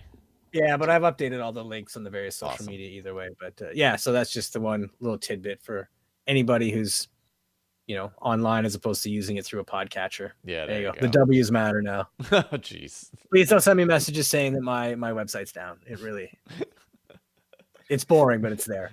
Oh God. Okay, so it was bugging me. It's TK Baha. TK Baha? Yes. Yeah. The guy that you meet, and you have to go kill Nine Toes. Who's the skag that took off with his arm or leg? I can't remember which one it is.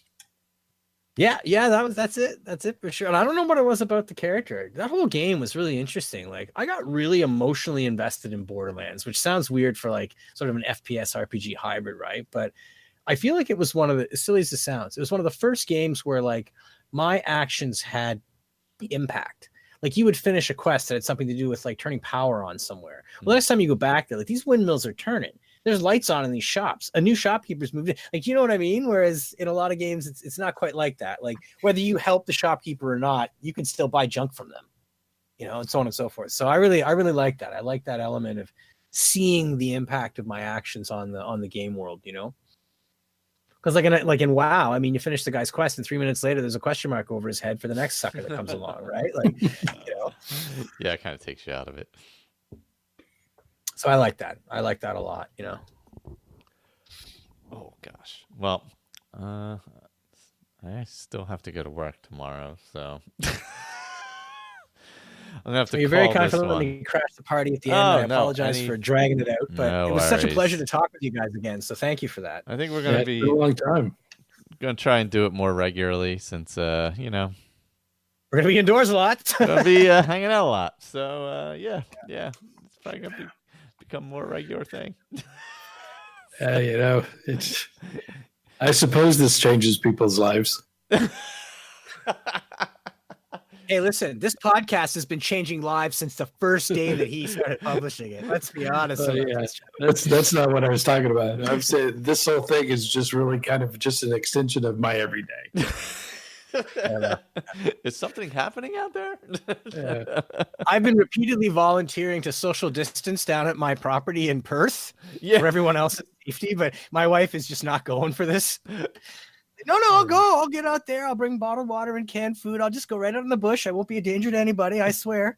There you go. Still text me. I got a cell signal. No, not buying it. Not going for it. I'm not social distancing. I'm physical distancing. Physical distancing. I just don't go near people. I'll talk to you online all day long. There you go. Safer. Then you only have to worry about your own keyboard. Yeah, but working from home is what I've been doing lately. That's interesting. I don't mind it, but I feel like I better start going outside at lunch. Oh, geez. Yeah, there you go. Too much boxed in. I got to get outside, get a little sunshine or whatever. That's true. You still got to get out there, take a walk or something, just breathe some air. Oh gosh. Well, you can. Yeah. That's why I have a TV on my deck. Even better. You thought of everything, Ray. Fresh air and a TV. There you go. TV Buana. That's amazing. Oh man.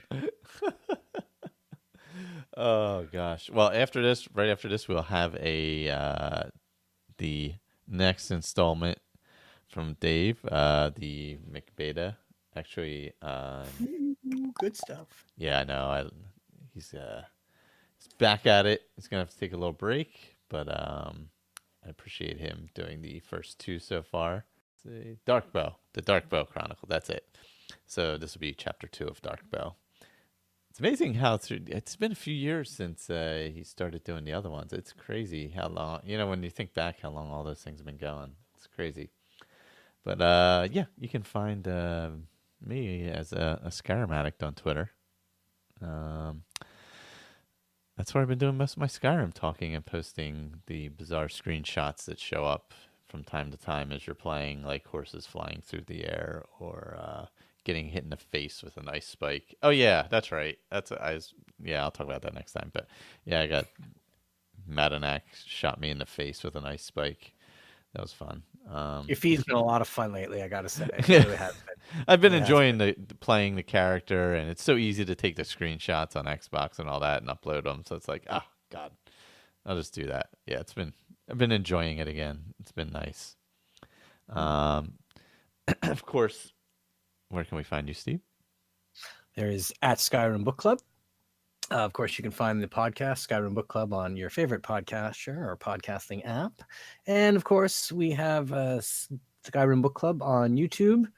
I think now that we've gotten back into the groove with the podcast, I may start working on uploading some new videos. There's some gameplay and stuff there too as well. Awesome. But when in doubt, iTunes, Google Play, and from there, wherever you want to aggregate your show. So you can find me in the basement reading books. That's the answer. That's it. And if you want to contribute, skyrimbookclub@gmail.com. Hit me up. I love new voices. Awesome. And Ray, Fallout feed stuff. What's going on over there? Fallout 3 and. Yep, we're just we're coming up quick to the end of Fallout 3. So we've got our episode this week, and then there'll be one more quest episode, and we'll wrap up Fallout 3. And just in time to start out the Wastelanders. So the DLC? That's the DLC that releases April 7th for Fallout 76. Nice. That's the NPC DLC? Yeah. Okay. Or the one that'll incorporate. Yeah, that'll introduce NPCs. Awesome. Yeah. That sounds fun. That'll be very interesting to hear. Yeah, I can't wait to see how that plays out in the game. Yeah, because that's going to be so different. I mean, I can't even. That's monumental change. It's pretty dramatic. Yeah. You can hit up my Twitter at RayLB. It comes across as listening to the Fallout feed. Just listening now. Well, no, I'm not. I'm asking a question. There's a question mark at the end. Is there a question mark? Yeah. I don't think I can usually see the question mark. Maybe it's too long to see the question mark. Oh, shoot. I have to double check that. I'll have to fix that. I'll have to look at that and see. I'll put the question mark at the beginning. There you go. Spanish style. Yeah, the upside down and then the there you go. God, it's been a while since I had to type like that. So and then you can email the show, skyrimbookclub@gmail.com, like Dave did, and send in his audio feedback here. If you're interested in the modding roundtable, shoot an email. That same thing, skyrimbookclub@gmail.com, or on Twitter, Skyrim. I'm there. But thank you guys for joining me. Thank you, Victor, wherever you may be. And he's out there watching over all of us. He's watching us, yes, from the top of a mount in upstate New York somewhere. Good man. Attaboy. Well, thank you again for having me, Michael. It was a pleasure. Thank you so much. Thanks, guys. And stay tuned for the part 2 of Darkbow. Darkbow. That's like a 70s exploitation film. That's way different than Darkbow. It is. All right, see you.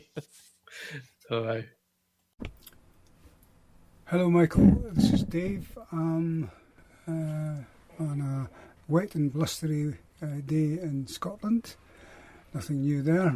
Anyway, continuation of Darkbow, first chapter. Darkbow 1.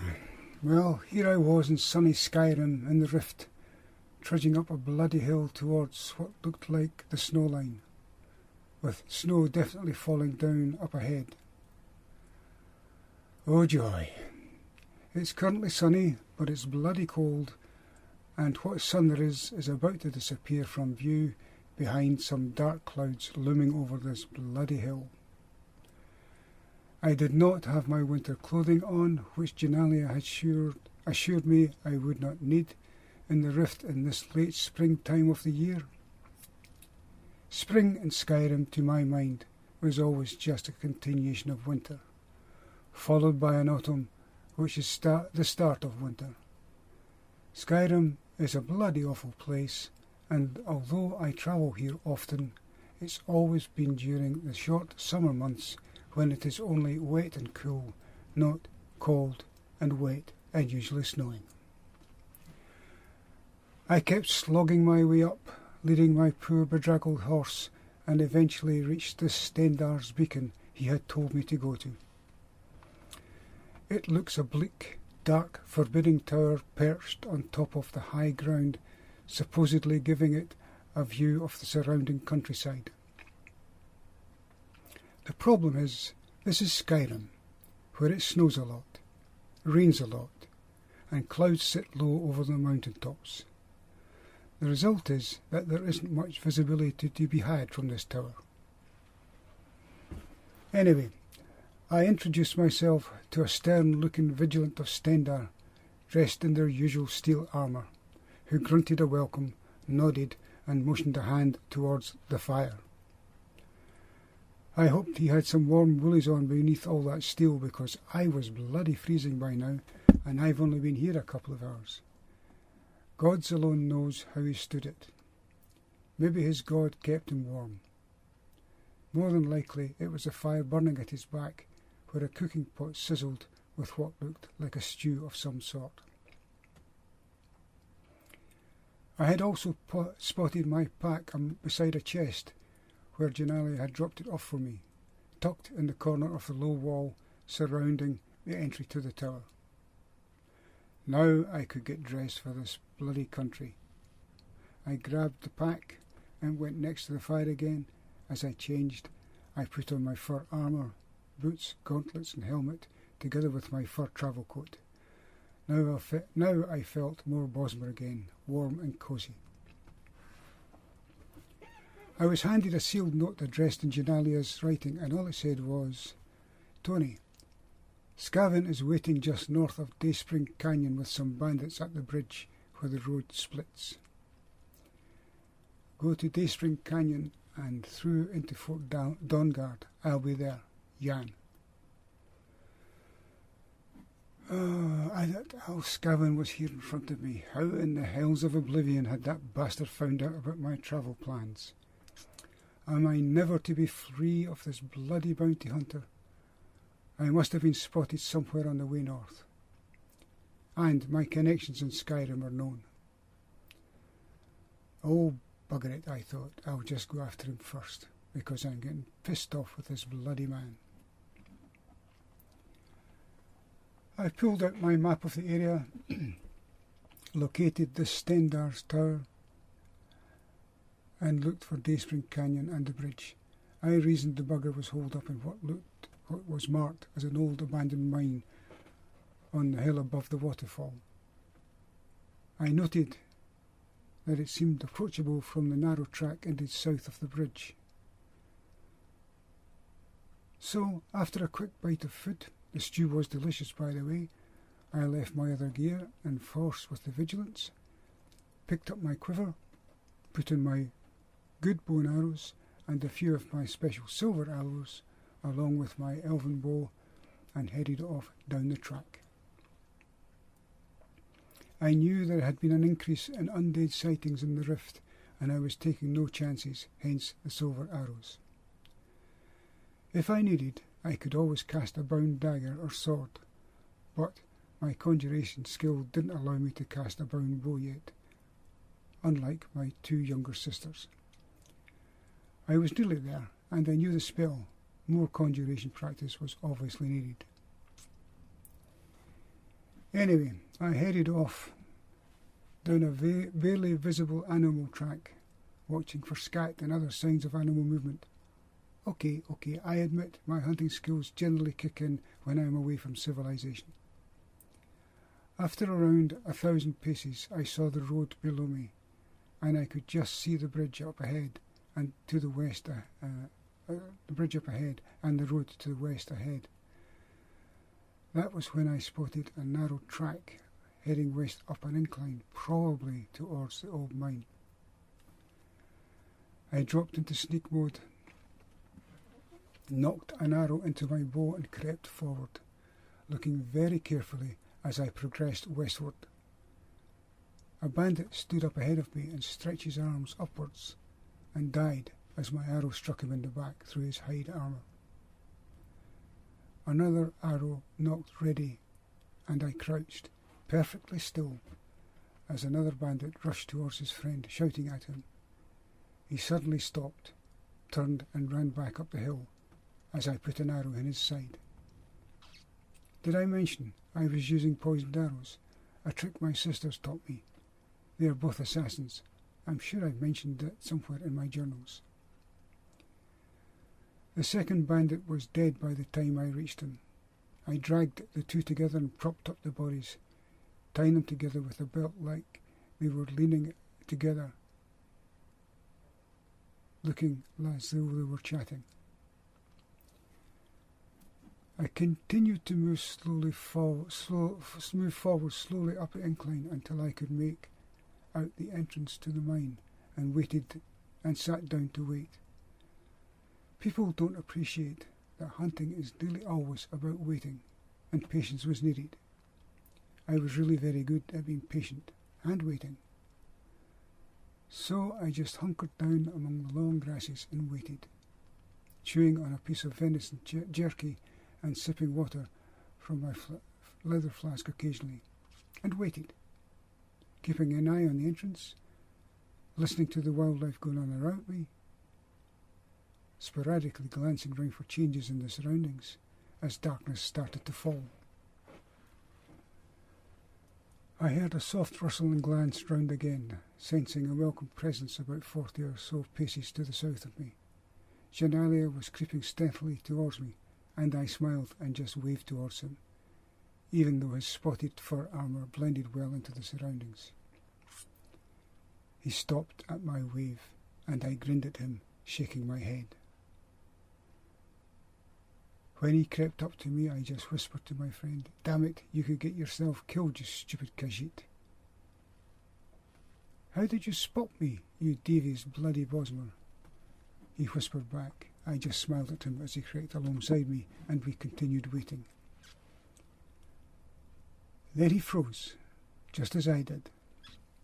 A dim light appeared in the entrance as the door was slowly pushed open, and a familiar, tanned face peered out into the growing gloom.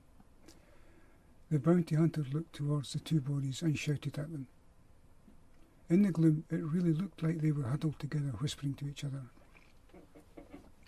Adat al-Skaven stepped out of the entrance and was met with 2 arrows, both hitting him in the chest. He dropped like a stone. What an anticlimax to years of hate and frustration and disruption of my business dealings this was. I was surprised at how easy it had been to finally kill my opponent. We sneaked forward, our bows at the ready, and watched in amazement as Al-Skaven staggered up, moved back, and disappeared back into the main entrance.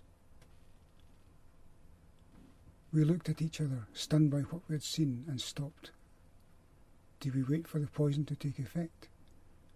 I was convinced he should have been dead, unless he was a vampire. He could be a bloody vampire the way he stood up and staggered back. Oh gods, I just don't have the correct gear to fight vampires on me. I nudged Jan and nodded down towards the stream. He nodded back, and we both sprinted down and across the stream as quickly as we could to safety, as the mine door opened, and Scavin and 2 others came out. Thank the gods, vampires can't cross running water. We would know if they were vampires if they couldn't cross.